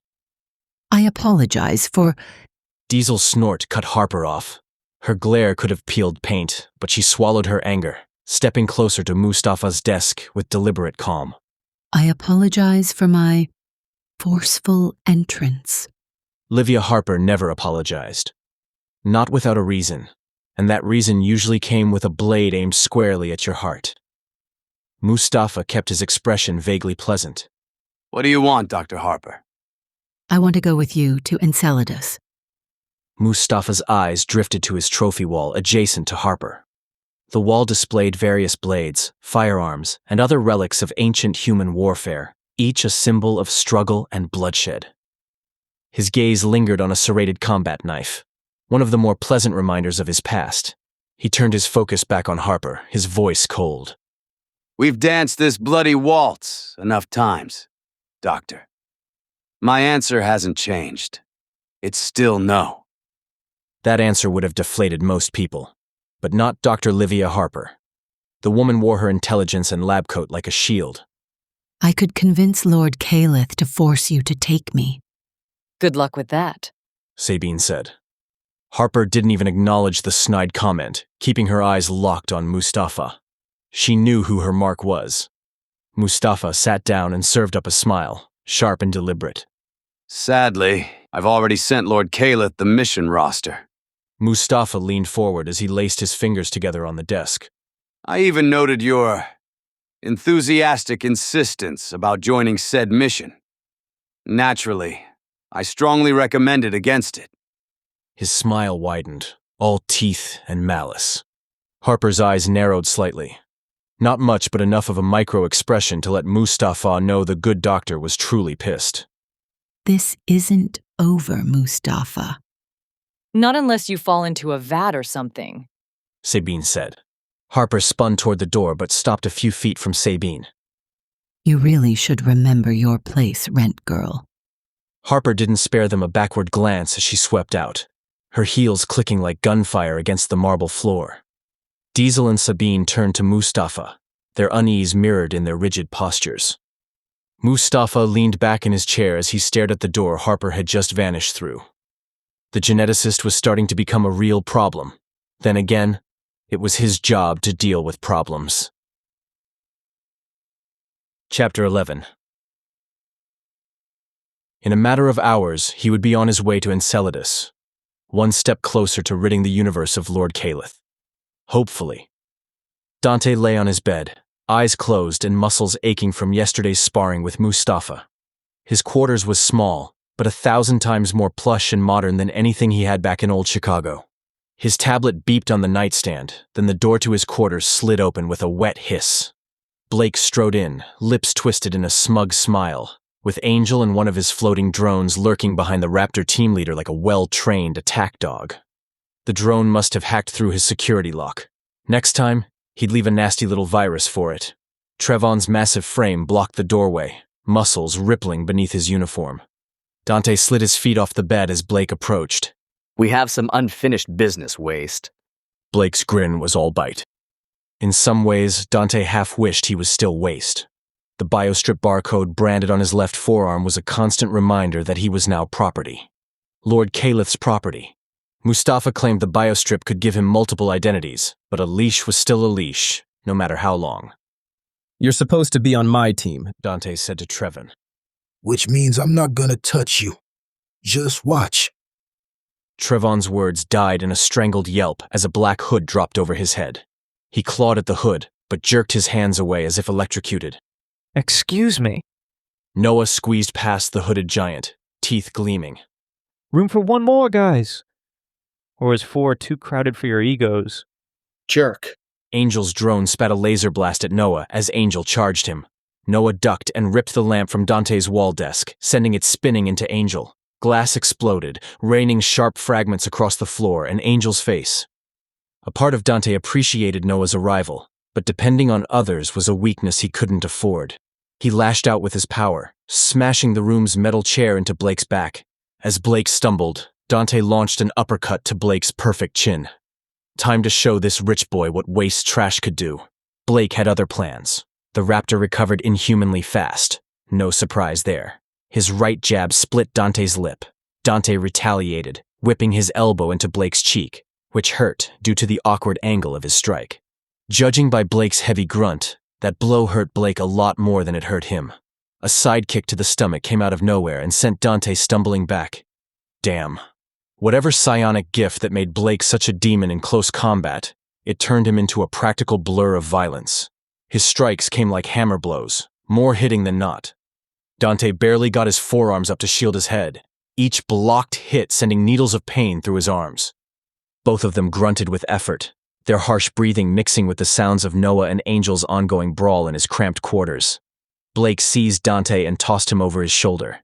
The bed cushioned his fall, but the impact still drove the air from his lungs. He kept rolling until he reached the other side. Blake leapt over the mattress, more than Dante could have hoped for. He unleashed a full telekinetic blast, catching Blake midair and sending him slamming into Angel and Noah. Fall in! Commander Cade's voice sliced through the chaos. Still, Dante and the other recruits ignored her until Trevon, still hooded, crashed into the north wall. Angel and Blake's eyes darted toward Dante. Dante shook his head and kept his eyes on the person responsible for Trevon's little meeting with the wall. Commander Cade and Captain Amir surveyed the scene, their chiseled faces hovering between disgust and boredom. I believe I said, fall in! Dante and the others scrambled to their feet, forming a single line. Mustafa sighed and gestured toward Trevon. Help that idiot up. Blake and Dante wrestled Trevon to his feet, neither willing to look the other in the eye. This definitely wasn't how Dante had pictured ending the fight. A throbbing nose and jaw were now the least of his worries. Mustafa sauntered over to their tight shoulder-to-shoulder formation since there was so little room in Dante's quarters. Well, well. Looks like you're all just itching to blow off some steam. Mustafa's gaze raked over them, cold and calculating. Good. Report to medical in the next 10 minutes for a donation. But I gave blood last week. Noah protested. Sir. Excellent. Now you can make a sperm donation. Dante's gut clenched as the implications hit. He should have known. They weren't just weapons, they were breeding stock. Candace's eggs, Miranda's too, waiting to be fertilized by males with the right genetic potential. Any questions? Cade's tone promised pain for anyone stupid enough to actually ask. Someone take this damn thing off my head, Trevon grumbled. Mustafa turned to Noah, evil amusement gleaming in his winter blue eyes. Noah, would you do the honors? For the first hour or so, wearing space armor always made Mustafa itch. Years of practice helped him keep his features unconcerned as he watched the Fel'ran portal platform power up. The platform, wide enough for 10 people, loomed in the cavern like a mechanical altar, its circular frame encased in cold steel and lined with glowing cyan rings at its base. Above it, a curved metallic halo cast industrial bluish light. The portal was hidden underground beneath the estate's plush green lawns and would transport Mustafa and his recruits to Lord Calith's moonbase. 4 Fel'ran barrel-shaped bots hovered nearby, their crystalline shells reflecting the portal's irradiance as the bots monitored and controlled the portal from within their circuits. In the unlikely event of a raid, the bots were programmed to explode, leaving no trace of illegal Fel'ran technology. 4 minutes, said one bot, until portal is ready. 8 figures stood at parade rest before him, their battle armor blending in with much of the cavern's darkness. Even with their helmets on, Mustafa could identify each recruit by stance alone. Dante's shoulders were stiff, as though bracing for a fight. Blake's head always tilted a centimeter too high. Miranda, posture and positioning perfect as usual. Mustafa strode over to them, boots echoing against the metal floor grating. After your debacle on the moon, your fellow instructors and I have decided that you will be one team for this mission. He stopped in front of Blake. Blake will be team leader. The Raptors erupted in celebration, exchanging high fives. Only Miranda remained still. Mustafa sliced his hand across his throat, silencing them. Was it a unanimous? Noah asked through his helmet's microphone. None of your damn business. Mustafa's gaze locked onto Blake's silver visor. You get to choose a second, but it has to be one of the ghosts. That way, we can keep their bitching to a dull roar. Blake's helmet turned toward Trevon. You're with me. Trevon stepped forward, his massive bulk casting a shadow that seemed to stretch forever. Damn right, he growled, his voice carrying a low, dangerous edge. The ghosts muttered their displeasure, but the Raptors remained stone silent, their disapproval obvious. Interesting, but not surprising. Mustafa turned on his heel and repositioned himself in front of Dante like a judge before sentencing. The recruit's obsidian faceplate mirrored Mustafa's hard expression. Any questions? Complaints?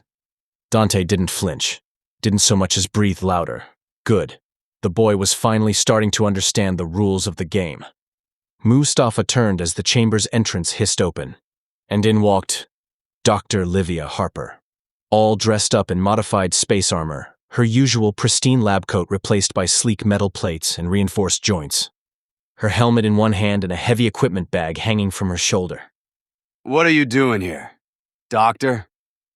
Oh, I thought you knew. Captain. Harper's smile was all teeth and honey. I convinced Lord Calith of just how indispensable I would be for this mission. Indispensable. Sure. That was one word for it. Mustafa willed his body to relax, knowing the recruit's eyes were burning into his back as they absorbed every syllable of his and Harper's exchange. Now wasn't the time to air grievances. Not here. Not with an audience. Sorry, Doctor. No new orders have come down my way. Then I suggest you check. Captain. Mustafa exhaled through his nose, lifting his left forearm to activate his suit's wrist node. The interface flashed to life, synced seamlessly with the implant beneath his skin. A flick of his fingers brought up the flashing icon, confirming what he already knew. Harper had wormed her way in, just like she always did. But thankfully, there were strings attached. Says here, Doctor, you are to remain on board the ship at all times. In space. That's fine. Harper's saccharine smile widened, her sweetness as manufactured as the bots stationed around the chamber. At least, I'll be able to make sure this mission doesn't go completely to hell. The bot to Mustafa's far right chimed, its crystalline surface rippling. Portal at full charge, Captain Amir. Harper stepped up and onto the platform without invitation, her armor catching the swirling energy's reflection. Mustafa's gaze lingered on Harper for a beat too long, his jaw tightening as if grinding stone. Let her play her games. He had handled far worse than an overconfident scientist who thought she could outmaneuver him. He would keep her occupied, or out of the way entirely. Nothing. Not even the brilliant Livia Harper would stop him from completing this mission to Enceladus. Too much depended on it. Chapter 12. The hangar bay rose over them like a hollowed-out scar, mostly metal, plenty of scaffolding, and moon rock. It mirrored its sister bay back on Earth in size and design. But here, beneath the stars, it felt colder, harsher. Mustafa marched ahead, his polished helmet tucked under his left arm as he approached the Tarkin. The ship was no polished marvel of engineering. Matte black, its wide, ungainly wings sprawled like a bird of prey grounded mid-flight. Its bent nose gave it the look of something that had survived 1,000 close calls and was hungry for more.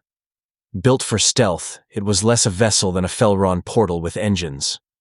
3 figures descended the ship's wide ramp in perfect sync, their boots striking metal in a rhythm that spoke of thousands of hours training together. The hangar's cold white lighting offered hints of the crew's modified eyes hidden behind amber-tinted goggles. Many people thought the goggles pretentious, but Mustafa knew better. These weren't ordinary pilots. They were something else entirely. Humans who'd traded pieces of themselves to better commune with their ships and the void beyond Earth's atmosphere. In this moment, the 3 looked less like people and more like the Tarkin itself, functional and totally unyielding. The center figure, Commander Dennison, stepped forward, her short blonde hair catching the bay's sterile, white light. Her face held as much warmth as a block of ice. She extended her hand to Mustafa, the gesture more challenge than greeting. Commander Carly Dennison. Mustafa matched her grip. Captain Mustafa Amir. He gestured to his left. This is Dr. Harper. Dennison's frown deepened. And this is my team. Dennison's augmented gaze remained on Mustafa, measuring, calculating. He had been judged and found passable. Barely. Unsurprising. Modified pilots were known to be elitists. Their numbers were small, and they were awarded many privileges, plus a high salary. Equally impressive, no one, not even Fel'rans, could kill them without the express permission of the High Council. Same goes for a pilot's immediate family. Lieutenant Holloway. Dennison said, nodding to her left, then gestured to her right. And Lieutenant Ross. Harper attempted to push past them, her equipment bag bouncing against her hip.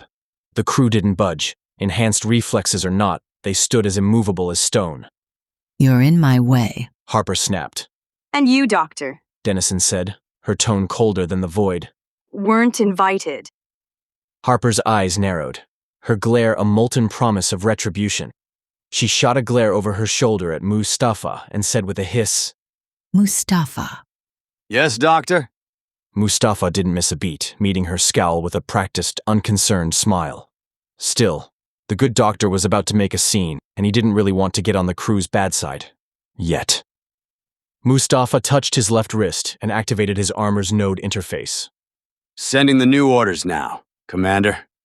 Dennison checked her own interface, lips tightening as she processed the update. Abruptly, she and her lieutenant stepped aside. Harper swept past them, victory in every step.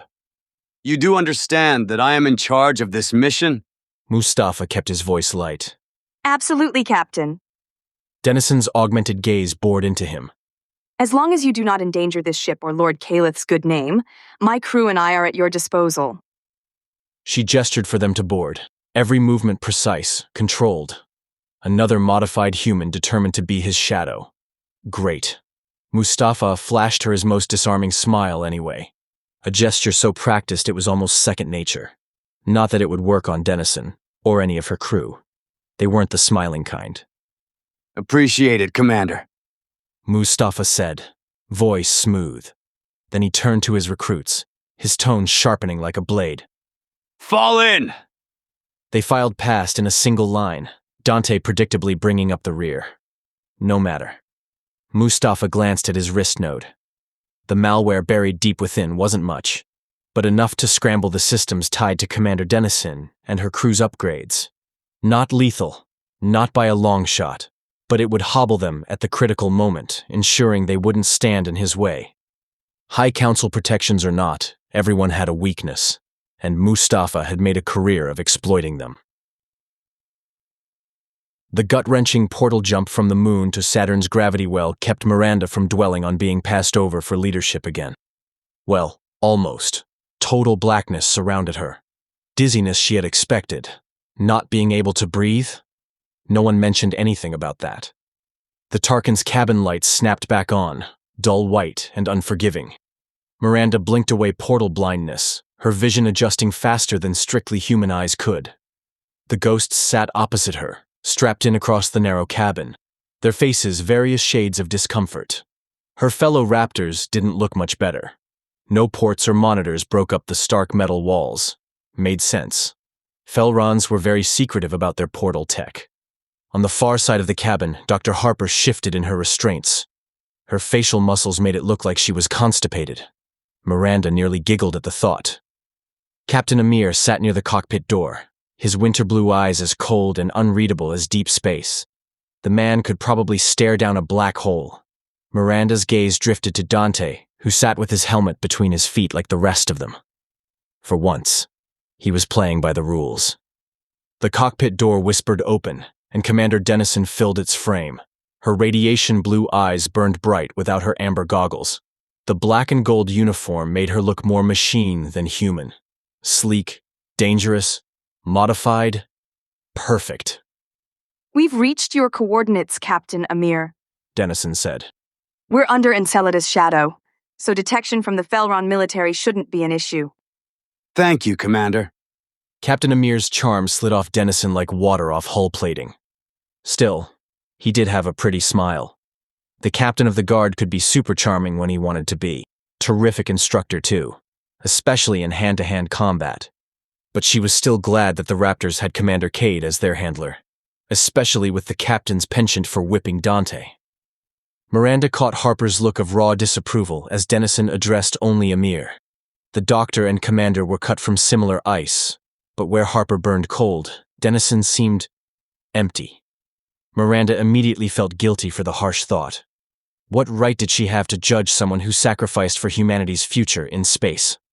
The commander retreated to her cockpit as Harper freed herself from her harness and began unpacking equipment from her bag with sharp, angry movements. Captain Amir rose, his presence filling the cramped cabin. All right, recruits. Just so we're clear, this is a real mission, not a test. You fail, you die. The words settled like lead in Miranda's stomach. Your mission is to break into the Enceladus Undersea installation without being detected. Once inside, you will support Miranda in finding and securing viable samples of a plant called Donaro. All this for a plant? Blake barely kept the contempt from his lips. You got somewhere better to be, recruit? Blake considered, frowned, then shook his head. Good. Let's be clear. No one but Miranda and Dr. Harper have authorization to touch or even breathe on this plant. Exactly what is this plant, sir? Candace asked, adding the honorific after Amir's sharp look. Miranda caught Harper watching the exchange. Amir's eyes slid toward the doctor before answering. That information is classified. You get in, grab samples, and get out. The Tarkin will pick you up. If one of you gets hurt or dies, do not leave any evidence. Or? Dante asked. Daddy Caliph spanks the captain. Trevon's laugh died alone. After several awkward, uncomfortable moments, Captain Amir continued. Meat over here is right. Amir's voice dropped to a whisper. Course, he won't be around to see it because he'll be missing his eyes after I remove his tongue. Miranda watched something like admiration pass across Harper's face. The doctor caught Miranda studying her and snapped her features back to their usual mask of disdain. Space adventure or not, having Harper monitor her every breath was going to suck. But maybe that was the point. Leadership wasn't about being liked. It was about getting results, even if someone else wore the title. Chapter 13. The stars burned around him, then the sky. Intellectually, Dante knew that it was him, not the sky, that was burning. Squeezing his eyes shut did no good. Dizzying yellow light still blinded him, as his body quaked and plunged into Enceladus's icy ocean. By the time his torment subsided, it felt like hours had passed instead of minutes. Now, Dante found himself wading through murky blue water.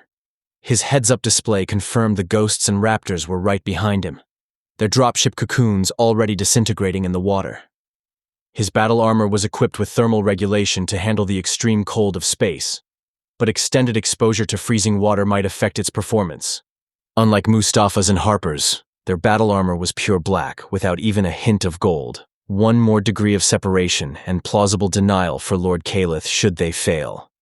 The suits were sturdy enough, but lacked Shadow Armor's maneuverability and stealth capabilities. And stealth is what they really needed right now. Remind me to pack cards next time, Noah said over their comms channel. Do you ever shut up? Trevon muttered, deliberately bumping Noah's shoulder as he passed. Sure, when I'm playing cards. Dante almost found himself smiling, but remained focused. The underwater cavern opened before them like some ancient frozen temple. Curved archways of ice swept overhead in concentric rings, each one dwarfing the last, creating a tunnel that seemed to stretch into the heart of Enceladus. Pale blue and gold lights throbbed through crystalline veins in the walls and jagged stalactites hanging from the cavern's ceiling. Cold and alien. A beauty that felt like it shouldn't exist this far from Earth. This is insane. Candace's voice whispered through their private ghost channel. Blake thinks he can actually lead us through this? Keep it down, Noah warned. He might be listening. Dante caught Blake's helmet turning slightly, confirming that the raptor was indeed monitoring their channel. In some ways, Blake was like Mustafa, always watching, always collecting information. Then again, so was he. And this facility might hold the key to killing Calith, if he could just find it without getting himself vaporized in the process. They approached a section where the cavern's natural walls merged with Fel'ran architecture, the ribbed tunnels laced with flowing arcs of biometal. Ahead, a massive blast door resembling petrified wood waited for them. Trevon grunted. A stupid wood door supposed to keep us out? Miranda moved closer, her armored hand hovering over the blast door's surface. I don't think it's wood. It isn't, Dante confirmed, recognizing the design from their moon mission.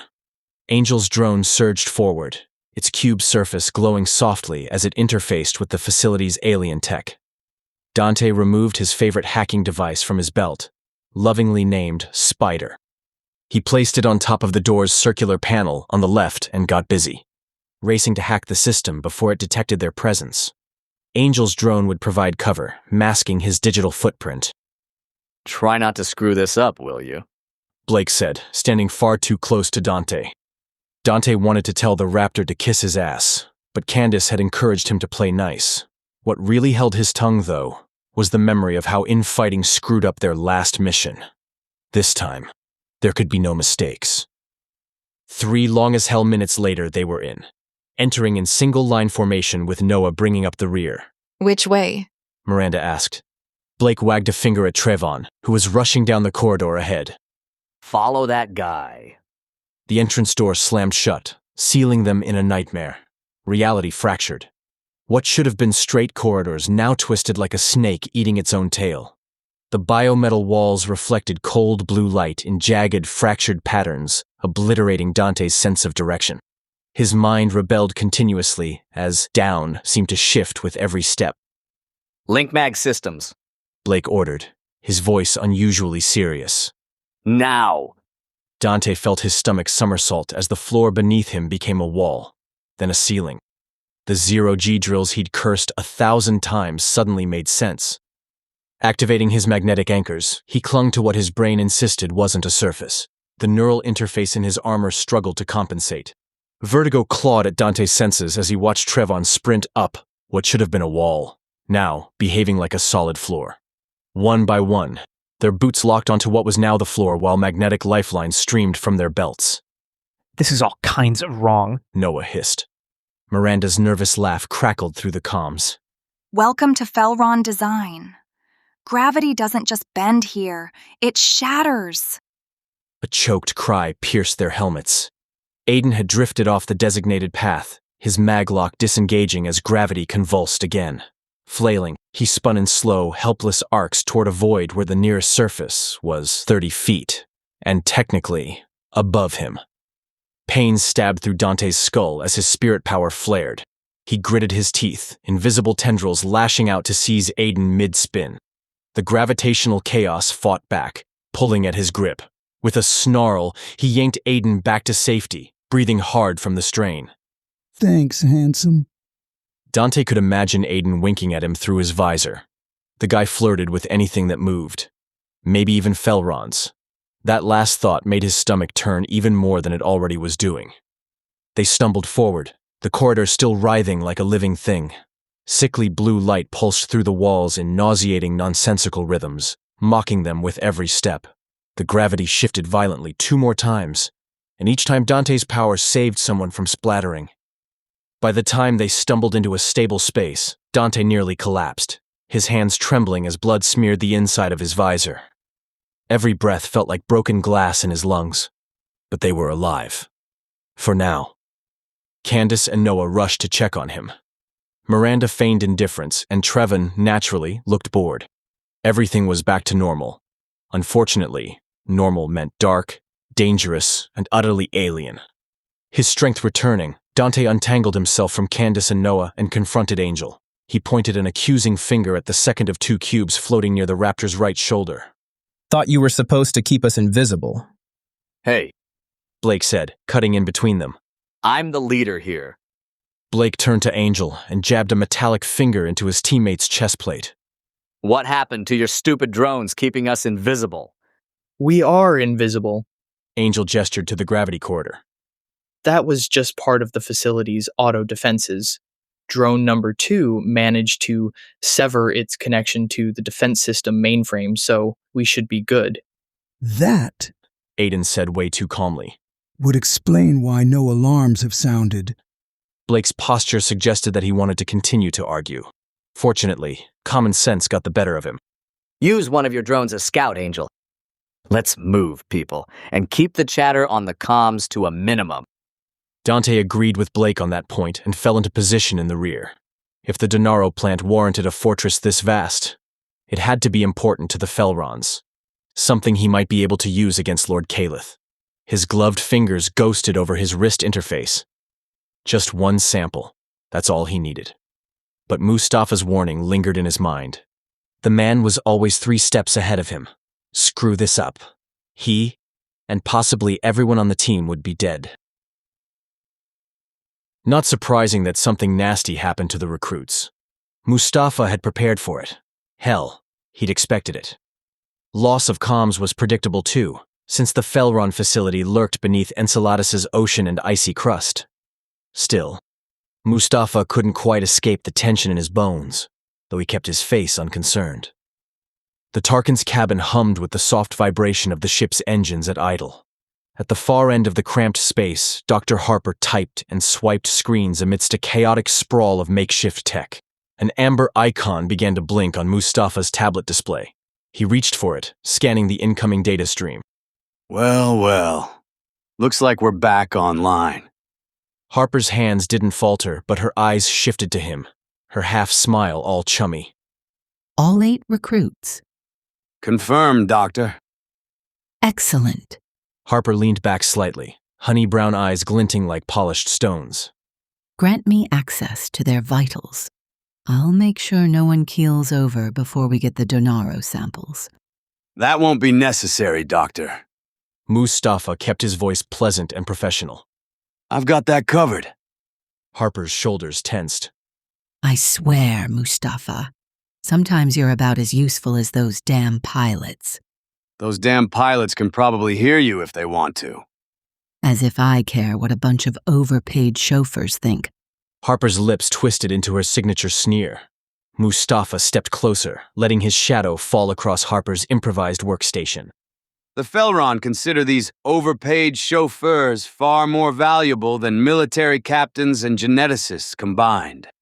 Harper's mouth opened, no doubt ready to fire off one of her venom-laced comebacks, but the cabin lights flickered, then bled to crimson.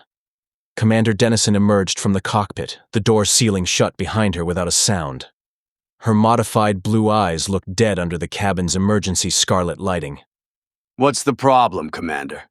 Mustafa asked. 2 vessels on long-range sensors. Dennison reported, her voice as cold as space. One has a Fel'ran signature. The other has just emerged from Saturn's orbit. Patrol ships? Mustafa already knew the answer wouldn't comfort him. Too far to confirm, Dennison said, her augmented pupils narrowing to pinpricks as her optics processed data invisible to he and Harper. but that's the most likely scenario. Harper's equipment clattered as she spun in her chair. We can't afford likely. Dennison didn't even glance Harper's way, her eyes locked on Mustafa. Lord Calith's orders leave no room for ambiguity, Captain. This ship cannot be captured. Self-destruct protocols. Mustafa's stomach tightened at the thought. Have they detected us yet? Dennison shook her head. But they will soon. We can only hide in Enceladus' shadow for so long. Recommendations? Retreat to Saturn's exosphere. Dennison said, her tone devoid of emotion. Absolutely not. Harper practically jumped from her seat. The recruits are still down there. My samples. Dennison's deadpan gaze landed on Harper, the faintest hint of disdain etched into the edges of the pilot's mouth. Unless you'd prefer we wait here to be boarded, Doctor? Dennison's eyes glowed faintly in the crimson haze, dead and unyielding. A screaming klaxon cut off further argument, its wail echoing off the cabin walls. Dennison's augmented eyes widened a fraction as her connection to the ship fed her information. They've seen us. Chapter 14. This chamber was as dreary as all the others, yet Miranda still felt her skin crawl underneath her battle armor. Dark, dreary, and utterly alien. The tech lining the walls bore no resemblance to anything she had ever studied, ancient and reminiscent of analog technology. Dirt coated the wall panels, suggesting even cleaning bots avoided the place. To her far left, amber light bled through the chamber's only other door. That's where the Donaro waited. Blake turned to Trevon. You sure this is it? Yep. Miranda watched them, impressed despite herself by Trevon's tracking abilities. More surprising was Blake's emergence as a genuine leader. Better than Dante, certainly. Her chest tightened at the thought of him with Candace. Not that she cared. Much. Miranda! She startled, realizing everyone was staring at her through their helmet visors. Yes, Blake? Can you confirm that the Donaro is beyond that door? I'll try. She moved toward the amber glow, Candace falling in beside her. The other woman's presence sent a spike of irrational anger through her stomach. Miranda's gloved hand met the cold, corroded wall, expecting nothing but the dull detachment of her battle armor. Instead, the vision slammed into her like a hammer to the skull. A cadaver-gray face, metallic yet disturbingly organic, with twin glowing yellow slits for eyes, darted past her in a blur. Its body moved with a wrongness her mind couldn't fully process, each motion defying reason. Candace's hand shot out, gripping Miranda's arm to steady her. She yanked free, her breath ragged and heart thundering against her ribcage. Please tell me you didn't just have an epileptic attack. Noah said. Not funny, Dante growled. Noah raised his metal-clad hands in apology. Sorry. What did you see? Blake asked, his tone unusually sincere. Dark figures? Aliens? The afterimage of those shapes still burned behind her eyes. She hoped Blake and the others didn't notice her shaking. The Fel'ran? Angel looked up at the ceiling. I thought this place was automated. Enough chatting already. Aiden cut in. We have a mission to complete. Blake nodded. He really did pose quite the figure in his battle armor. He pointed to Angel and motioned toward the door. One of Angel's drones zipped forward as he took position beside the door, pulse rifle ready. Seconds later, the door slowly slid open. It shouldn't be this easy, Dante said on their comms channel. Blake snorted. Not if we depended on you to get us in. Could have taken hours. He gestured forward. Trevon, you're on point. Miranda unclipped Dr. Harper's Genus Slate device from her belt. Palm-shaped and compact, it should be able to both detect and analyze Donaro. They entered single file, weapons drawn, and boots crunching against layers of greenish slime. Gross. Once fully inside, Miranda stopped dead in her tracks. This wasn't the hydroponics lab she had anticipated. The expanse was filled with uneven mounds of dark, glistening soil, veined with sickly green streaks of slime, like diseased arteries. Massive pods rose from the soil like ancient eggs, their leathery surfaces spotted and oozing faint trails of amber bioluminescence. These things, she could hardly call them plants, gave the chamber its dreary amber glow. Don't touch anything, Miranda warned, aiming Harper's silver device at the nearest pod. This couldn't be Donaro, could it? These things radiated a strange energy signature, and the genus Slate was reacting. You worry too much, girlie. Trevon reached out toward the nearest growth. Wait! Miranda spun around at Dante's warning, but it was already too late. The pod next to Trevon burst open with a wet pop, and two thick, glistening tendrils, like pale, muscular worms, lashed out, wrapping around Trevon's arm and dragging him toward its oozing top orifice. Trevon screamed in rage and frustration. Angel and Noah raised their rifles. Don't shoot, Miranda shouted. You'll damage the Donaro. Blake lunged forward. Aiden, help me! They grabbed Trevon's thrashing body, straining against the pod's relentless grip. Its tendrils tightened, squeezing Trevon's armor with a sickening crunch. When they finally tore him free, chunks of Trevon's armor and flesh remained behind, clinging to the glistening tendrils. The pod gurgled, a deep, wet sound, and lashed out with its tentacles again. Noah's laser knives flashed, leaving trails of superheated air. 2 quick slashes, and the severed, cadaver-white limbs fell to the slimy floor with heavy thuds. A thin, white fluid oozed from its stumps. Noah slipped his 2 laser knives back onto his metal hips and looked at Miranda. Got your samples. Miranda wanted to scream at the ghost. He just killed a Donaro, or whatever these things were. A slight tingle behind the eyes distracted her. That was the only warning she got. 5 figures tore out of the shadows. Robots most likely, but none like she had ever seen before. They were humanoid in shape and built like Trevon with burning orange slits for eyes and faces like a raptor's skull. Just like her vision. The lead figure's blade ignited with crackling energy, a high-pitched whine accompanying the flickering white light that streamed directly into Blake's chest. Blake went down hard, a pained grunt escaping his lips. Miranda and the rest of the team reacted as one. Their pulse rifles lit up the chamber, but their pulse rounds ricocheted off the attacker's armor in useless sparkles of red light. The robots moved like liquid death, their joints bending in impossible angles that confused her armor's targeting systems. 1 second they were 20 meters away, the next they were on top of them, energy blades carving paths through the amber-lit gloom. What are these things? Noah shouted over their comms channel. Robots, Miranda said, trying to aim her rifle at their faceplates, but their movements were too erratic, too fast. Not robots, Candace said, rolling under a blade strike to her shoulder. Not Fel'ran either. Aiden lashed out with his energy whip. I can't read any emotions from them at all. Miranda's arguments died in her throat as one of them closed the distance between them in 2 impossible steps. Its blade sang with contained power as it swept toward her neck. Pure instinct drove her to raise her rifle, using it to block the alien's strike. The impact sent shockwaves through her even with her armor on, the force reverberating through her bones. She drove her boot into its midsection, expecting the solid resistance of metal. Instead, her foot met something that gave slightly, almost like dense, tightly packed muscle, warm and yielding. The attacker stumbled backward, losing its balance and landing on its butt. This would be fun if the stakes weren't so high. Dante's voice burst through her ear implant. Aiden, lay down suppressive fire. We need to take this fight out of the biosphere. He was right. Damn. She should have thought of that first. Angel's drones opened fire. Their rapid-fire laser beams stitched lines of searing red light across the chamber, forcing some of their attackers to momentarily retreat. Angel reeled backward, his eyes wide as he narrowly avoided a blade swipe that left a smoking gouge in the wall behind him. Noah emptied his pistol into an advancing figure.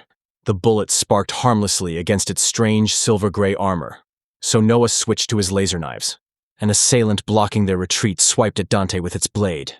With a wave of his hand, Dante sent it crashing into the ceiling and back onto the filthy floor.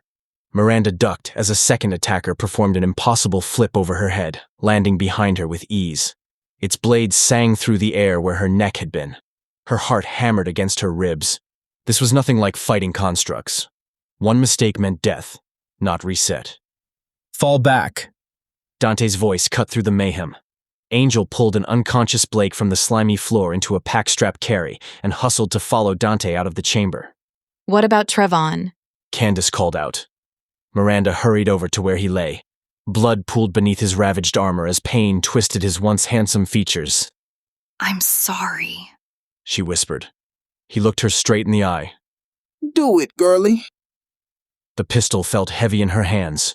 She squeezed the trigger, then kicked his body toward a waiting pod. It snatched him up greedily. Her first kill. She pushed the guilt down deep as she sprinted after the others. Mustafa grinned and hit the send button on his tablet keyboard. The malware would be active in the next few minutes. What are you grinning about? Harper frowned at him from the far side of the ship's cabin, her chair restraints tightening as she shifted. Those stupid pilots are about to scrap this entire mission. Mustafa looked up from his data tablet. We're not scrapping this mission, Doctor. Harper gestured toward the sealed cockpit door, her black and gold battle armor catching the cabin's red emergency lighting. Did they know that? The cockpit door slid open and Commander Dennison strode in once again, her modified blue eyes twin chips of ice. Black and gold uniform still crisp and spotless, she approached Mustafa with self-assured authority. The Fel'ran military patrol ship has increased speed, Dennison said without preamble. They will intercept us within the hour. Unless... Mustafa let the word hang. The Tarkin exits Enceladus, and Saturn's gravity well and portals out. Unacceptable. Harper's knuckles whitened around her tablet. Dennison ignored her completely, those modified eyes locked onto Mustafa. The cabin's ventilation system hummed in the tense silence. We need those Donaro samples, Commander. Mustafa kept his voice steady, reasonable. As I said before, my priority is to safeguard Lord Calith's interests. Her words carried steel. Detainment by the military is not an option. Mustafa didn't argue. He didn't need to. He understood perfectly. If the Tarkin so much as grazed Fel'ran custody, she would obliterate it and them without hesitation. Dennison's loyalty to Calith wasn't just unyielding. It was a black hole, consuming reason, survival, and everything in its path. I agree with you, Commander. What? Harper's voice pitched high with disbelief. However, Mustafa continued, I must insist that we retrieve our people. Dennison's eyes went cold, dead, artificial. Not enough time, Captain. The cabin's red lights flickered as the ship shuddered. Dennison's perfect balance faltered, forcing her to catch herself against a bulkhead. Her engineered eyes glazed over as she accessed her neural link. Harper leaned forward against her restraints. I've never seen a pilot interact with their neural link before. Focus returned to Dennison's face, replaced immediately by carefully controlled rage. What's wrong, Commander? Mustafa asked with years of practiced innocence. The ship's systems have been infected with a virus. That's terrible. So what does that mean? Harper's eyes darted between them. We can't portal anywhere. Mustafa tapped his tablet. Is that right, Commander? Dennison's gaze grew colder. We will root out the virus and uncover who planted it. Captain! You do that. Mustafa made a dismissive gesture with his hand. In the meantime, our best chance at avoiding that patrol is Enceladus. Please make that happen, Commander. Dennison turned on her heel, radiating cold fury as she stalked back into the cockpit. From the corner of his eye, Mustafa caught a genuine smile from Harper. And it was indeed a pretty smile. He allowed himself a small grin. Sometimes the best way to win was to remove your opponent's ability to choose. Aliens. They were fighting aliens. Defensive circle. Dante hissed into his helmet's microphone. Thankfully, everyone did what they were told, even though no one appointed him interim team leader. Blake remained unmoving inside their makeshift circle. The robots, or aliens, were smart enough to take out their best hand-to-hand team member. Maybe it was just dumb luck. Dante doubted it, though. The aliens were just too good. It took them barely a minute to break through their defenses. 5 against 5. Close quarters combat. Someone's left hook slammed into Dante's helmet, the impact reverberating through his skull. The force of the blow nearly dislocated his jaw. These aliens were impossibly fast. And they weren't just adapting, they were learning, dissecting his every move, every twitch. Aliens. The thought tasted like ash in his mouth. Despite a lifetime under Fel'ran rule, he never imagined there were other horrors lurking in the galaxy. His attacker rushed him again, energy blades slicing a wide arc through the dim lighting. Dante's power lashed out, ripping the weapon away. The alien didn't falter. It lunged, a blur of dark gray and polished black metal. Its ungodly weight smashing into Dante with bone-jarring force. They crashed onto the slime-slicked floor, the impact driving the air from Dante's lungs. He channeled his power in a raw, desperate surge, the force ripping the alien off him and sending it hurtling across the chamber to slam into a fungal mound with a wet thud. Candace, help Aiden! Miranda's voice, strained and sharp, crackled through their comms channel. Rising from the floor, Dante could hear the clang of metal on metal, the hiss of energy weapons. Miranda had somehow managed to wrest an energy blade from one of the aliens. Her movements were both fierce and graceful, a whirlwind of feints and low kicks, and yet still she was barely keeping the alien in check. Candace sprinted over toward Aiden. She swung her rifle like a crude club at the alien cornering him, the impact landing with a sickening crack. The creature staggered, its attention momentarily divided, but even then, its movements remained unnervingly precise, its burning orange eyes calculating. Learning. Two of their attackers had Angel cornered against a wall of fungal overgrowth. His drone's laser fire, now erratic and desperate, was the only thing holding back the inevitable. The cube-shaped machines darted around frantically like trapped insects, barely evading the razor-sharp slashes of the alien's sharp blades. Blake lay unconscious in the corner, his armor scorched where the energy weapon had struck. According to Dante's HUD, the raptor's breathing was shallow and ragged, but he was alive. For now. A sudden movement on the left reminded Dante to stay focused. A hulking alien, its raptor-like face a mask of cold, inhuman focus, advanced on Dante. Its orange eyes burned with intensity. No point wasting ammo. The pulse rounds just sparked uselessly off their armor. Dante summoned his two laser knives from his hips, then sent them spinning toward the alien like deadly satellites. The creature batted them aside with a casual flick of its wrist. The blades shot back to Dante's hands. His opponent pulled something from his pouch that looked like darkness itself, crushed into the shape of a sphere. Even several feet away, Dante could feel its chill biting through his armor. Dante raised his hand, power surging to deflect the oncoming projectile, but his telekinesis slid off the sphere like oil on glass. The black sphere struck him dead center in the chest, and his world twisted, contorted, turning inside out. His senses dissolved into a swirling vortex of nothingness as suffocating darkness pressed against him from all sides. When his vision finally cleared, he found himself alone in a smaller chamber bathed in harsh white light. Except for the alien. Squad leader, Dante guessed. The leader stood only 6 feet away from him, its blade still sheathed. Dante raised his knives anyway. Attack you not, it said in stilted English, its voice deep yet melodic. Dante was surprised that it was talking to him instead of attacking. Who are you? We are Thalrics. Time is urgent. Listen, you must. Not interested. You attacked us. Yet we did not kill. The creature had a point. They could have butchered them all with those energy blades, turned them into piles of scorched flesh and broken armor. Instead, they'd only incapacitated Blake. What do you want? Dante's throat suddenly felt dry. We want you, Dante Ransom. A chill ran down Dante's spine. How do you know my name? Your armor sings your name. I am Krogan. Its English improved with every word. The Fel'ran created us. Understanding hit Dante like a kick to the stomach. Your AIs. Sentient as well. The Fel'ran still kept us enslaved, so we rebelled. Dante's gut churned. He could feel the bile rising in his throat. His helmet concealed his expression. But the implications of Krogan's words were staggering. We overthrew the Fel'ran. Krogan continued. They fled our homeworld. And came to Earth. The thought left a bitter taste on Dante's tongue. So why are you here, on Enceladus? Waiting. For you. That's too bad.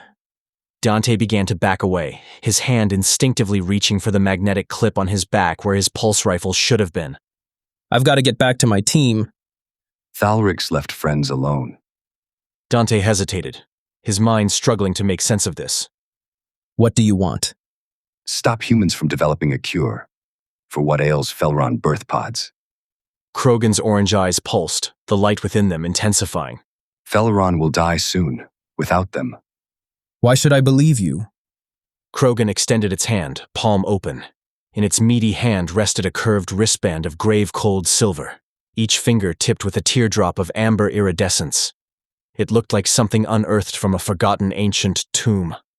Dante used his telekinesis to lift the wristband, keeping his guard up. What's this for? To help you.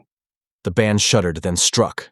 Before Dante could react, it coiled itself around his armored wrist, phasing through his armor and sinking into his flesh with a sickening squelch. Dante gasped, a jolt of icy energy coursing through his veins. He looked up just in time to see another sphere of darkness hurtling toward him, sending him back into black oblivion. Reality snapped back into focus quickly this time. His teammates surrounded him. Candace rushed forward, her armored arms wrapping around him in a noisy embrace. For a moment, he forgot himself and hugged her back, then quickly separated from her. Wish I could get that kind of welcome, Noah muttered, looking over at Miranda's armored form. Miranda ignored him and got straight to the point. What happened? Where did you go? Krogan. Their leader took me somewhere to talk. So now you're on a first-name basis with the enemy? Blake's temper sounded as black as his breastplate. The Thalrics aren't our enemies, Dante said, his voice firm. But they really hate the Fel'ran. Then that makes them humanity's enemy too. Miranda's tone left no room for argument. Of course, Harper's pet would say that. He needed to be careful. Where are the other aliens?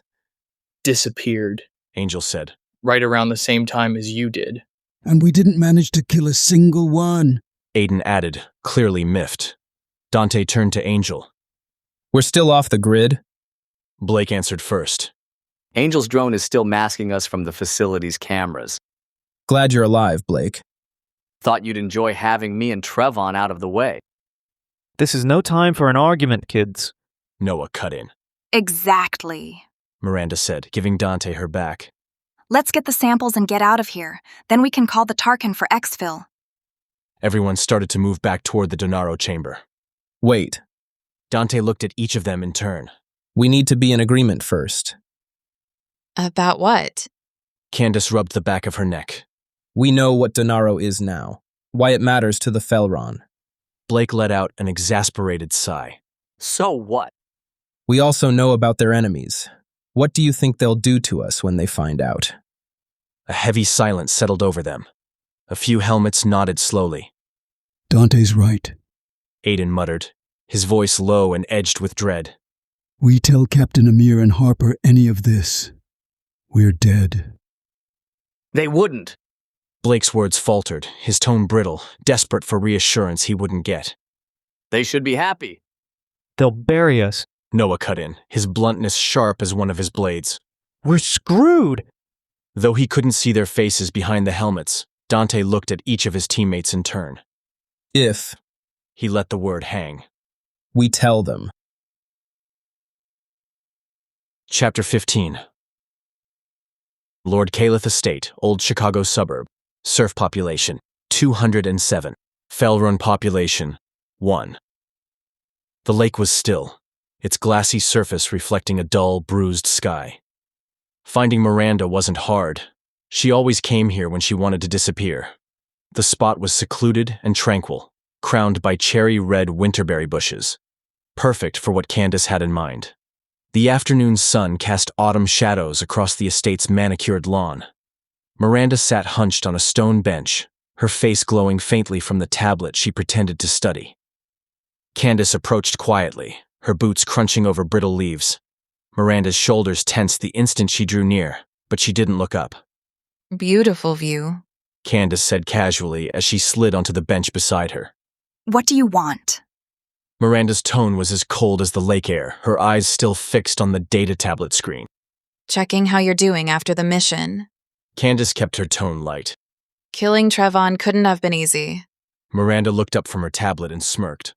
Don't worry. It's not like I can tell anybody what really happened on Enceladus after you and Aiden messed with our heads. Candace almost smiled. True mind control was impossible with these recruits. Otherwise, she would have betted Dante months ago. It was more like a collective agreement to believe a certain story. We both know that's not why I'm here. Then why are you here? Candace slowed her heart rate and added a touch of vulnerability into her eyes. Can I share something personal with you? Miranda, who was quite pretty actually, frowned. I won't be sharing anything back. Fair enough. Candace took a deep breath, steeling herself. Dr. Harper harvested my eggs. The tablet slipped from Miranda's fingers, clattering against the stone bench. Her mask cracked, horror seeping into her usually impassive features. She what? Don't. Candace held up a hand, cutting off Miranda's sympathy before it could form. I'm telling you this because I need you to understand. Harper doesn't ask. She takes. You're telling me this because? I don't want it happening to you. Miranda took a moment to unclench her fists before asking. And how can you do that? I can't, but Dante or one of the male recruits can. Miranda's face twisted. Get pregnant? With Dante? I don't want your leftovers. Oh, honey. Candace laughed, and it felt good to laugh. You think I care about Dante? Yes, he's damn cute and fun. But I'm here to win. Just like you. Is that how you really see men? Tools to get what you want? Miranda's self-righteousness was predictable. Candace dished up a warm smile anyway. Does it really matter? Miranda stared at her, judgment clouding her black opal eyes. Want to see something interesting? Candace leaned in closer, upping her pheromone scent. I found the inheritance lock chamber 3 weeks ago. Angel discovered it too. She paused for effect. And I'm betting you already know exactly where it is. Miranda's slight frown confirmed it. Of course she knew. After all, they were all being trained to infiltrate and steal. Candace lowered her voice, even though there were no bugs around or chance of them being recorded. Been inside yet? That would be suicide. Which makes it a challenge. Candace stood, brushing off her skirt. Unless you'd rather sit here alone with your tablets. Her lips curved into an inviting smile. Come on, Miranda, when's the last time you did something truly dangerous? Well, besides Enceladus and that god-awful moon-base mission? 20 minutes later, they stood before the inheritance lock chamber's reinforced door, deep in one of the Academy dome's restricted sections. So how exactly are we supposed to get inside? Miranda whispered. Candace's lips curved into a wicked smile. Last one to crack the lock without getting caught owes the other dinner at an outrageously expensive restaurant. It's a bet. Miranda was already pulling up decryption programs on her tablet while Candace activated her arm wrist node, her fingers flashing across the holographic interface embedded in her arm. In under 5 minutes, they were inside. When they entered the chamber, even Candace had to marvel. It was like entering a cathedral of metal and light that reached 2 stories high. Cruel blue light spilled from circular skylights above, while crimson warning strips pulsed along the floor like exposed veins. The air itself felt wrong. Too clean, too processed, and carrying an underlying chemical bite that made Candace's skin crawl. The chamber's heart was a massive column wrapped in rings of blood-red biolights, its surface etched with patterns that seemed to shift and writhe in the dim lighting. 4 sealed tanks lined the far wall, each standing like a tomb. 4 tanks, Miranda whispered, pointing to the sealed chambers arranged around the central console. Captain Amir, Commander Cade and Radcliffe definitely got the upgrade, but who's the 4th? Harper, maybe. Candace moved toward the console. Could explain how she can resist my abilities. Miranda's fingers flew across the console's holographic interface. Speaking of abilities... She pulled up the Academy personnel files. Which recruit's file should we look up first? Dante Ransom. Miranda's brows furrowed. No one is interested in him. Candace laid a soft hand on Miranda's shoulder. Come on, Miranda, everyone knows you're interested in Dante. Miranda turned red, then hit enter. Dante's roguish photo materialized on the console's right screen in crisp detail. Candace noticed Miranda's gaze lingering on his face a moment too long. Then they both saw it. The genetic marker. The impossible connection. Well, Candace breathed. guess we know now why Mustafa's so interested in him. Miranda's face had gone pale. We should get out of here. Candace almost jumped when her interface beeped. What's wrong? Candace closed the file. Someone's coming. You're right. We need to leave. There. Noah looked up from his wrist node. Warning sent. Good. Dante slapped a friendly hand on Noah's shoulder. Thought you said you could keep the Academy's systems busy and away from the inheritance chamber. Noah smirked, his teeth flashing bright white against the dreary sky. Hey man, you're the #1 hacker in our class. Should have set up the program yourself. He wasn't wrong. Dante could have done it. Should have done it. But he needed Noah in the game. Needed his fingerprints on this scheme. Guilt sat like lead in his stomach. These people trusted him. Worse. They actually cared about him. A cool breeze carried the sharp scent of engineered roses across the grounds. The Academy dome loomed close behind them, its golden surface almost purple in the dying light. A grand, seductive illusion. But Dante could hear the distant buzz of security drones and knew that their cameras were sweeping the estate's perimeter. In truth, Lord Calith's estate was more a fortress than anything else. Noah bumped his shoulder into Dante. So, since you and Candace are a thing, mind if I take a shot at Miranda? Dante smiled despite himself. Be my guest, though she might still have a crush on me. Oh, she'll get over you. Grin widening, Noah spread his arms like a showman. She'll forget all about bad boy Dante when she gets a taste of me. I mean, come on, who could resist this? Their laughter felt too real, too normal, and that only made it worse. Friends. That's what they were. No matter how many times he told himself they were just assets, just pieces on a chessboard. Dante couldn't shake the gnawing truth. He cared about Noah and Candace. Perhaps even Miranda. Maybe you should play escort, Dante said, sobering. Make sure they don't run into any security guards who are undoubtedly converging on their location. Noah gave him a mock salute. Excellent suggestion, Captain. I mean, team leader Dante. Catch you later. His guilt twisting deeper. No. He wasn't trading them for money like his old gang had done to him. But he was still using them.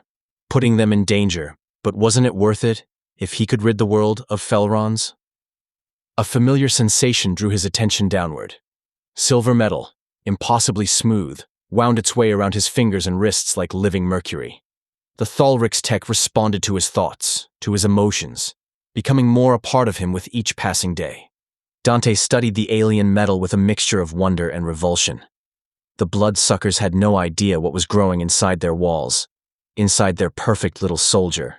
But then again, could he trust the Thalrics any more than he trusted the Fel'ran?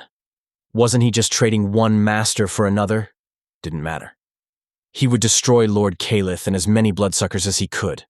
Maybe he really was turning into a Mustafa. A tingle pulled his attention back to his hand. The alien silver metal pulsed once, then sank beneath his skin, leaving no trace of its existence. Maybe he was becoming something else. Epilogue. Victory or death. Sneaking into the renegade underground hideout was easy. Sneaking up on its leader. Easier. Rourke stood hunched over a communications terminal, its screen's blue luminance casting dubious shadows across the cramped data center. Cables snaked across the low ceiling, and cooling fans hummed their endless tune. Mustafa raised his laser pistol, steady and silent, aiming for the center of Rourke's back. Hands up and turn around. Slowly. Rourke complied, and Mustafa found himself staring into a pair of winter-green eyes. Dante's eyes, but older, lined with sleepless nights and evil intent. It's getting easier and easier to sneak up on you, old man. Don't look up, Rourke smiled. The ceiling groaned, and something massive plummeted from above. Mustafa dived, narrowly avoiding a steel beam that smashed into the server rack behind him. Sparks exploded, briefly illuminating Rourke's self-righteous sneer. Rising, Mustafa dusted himself off while he reholstered his pistol. You played dirty, said the kettle to the pot. But I do apologize for soiling your rent boy uniform.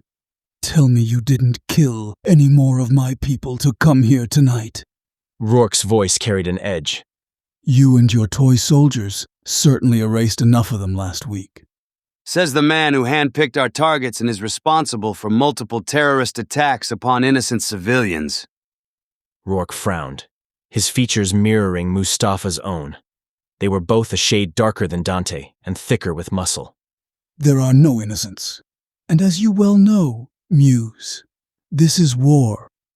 Against the Fel'ran bloodsuckers, humanity's enemies even if people were too beaten down to realize it. Anything interesting happen on Enceladus? The Fel'rans are struggling, Mustafa said, leaning against a console. Reproductive issues. Your theory was correct. Rourke nodded, eyes gleaming. And your Fel'ran masters? What's their plan to fix it? Mustafa bristled at the term masters, but forced a grin. There may also be a third variable. Aliens, I suspect. Different from the Fel'rans. The color drained from Rourke's face. But you don't know for sure. Dante and his team do, but they're playing dumb. Dante's shows promise. Mustafa detected a sense of pride in that last statement and wasn't sure he liked it. Still, he needed to be careful. Their relationship was complicated, tenuous at best. After a beat, he said, He'll be stronger than you and me soon. Particularly after he receives the inheritance upgrade. Rourke's jaw tightened. You're not... He stopped himself, but the unspoken words were clear. Not what? Mustafa's laughter was low and dangerous. Don't act like you care. The whole father figure act doesn't suit you. Muse. Steel-wrapped Rourke's voice. Don't worry, Rourke. I will bring Dante over to our cause. Whether he likes it or not. And the Fel'ran? Their days are numbered. Good. Rourke's lips curved into a half-smile. How's your shoulder? I hope I didn't carve you up too badly. Dr. Harper fixed it up for me. Ah, the lovely and brilliant geneticist who is no doubt helping the Fel'rans find a cure. Rourke's smile widened. Are you sleeping with her? Well, she is almost as pretty as Dante. Resentment flashed across Rourke's eyes but disappeared just as quickly. Spare me the jokes. Besides, I don't need a devoted son, Muse. I need a weapon. And you shall have it. Their eyes locked, one pair green, the other icy blue. Both of us will.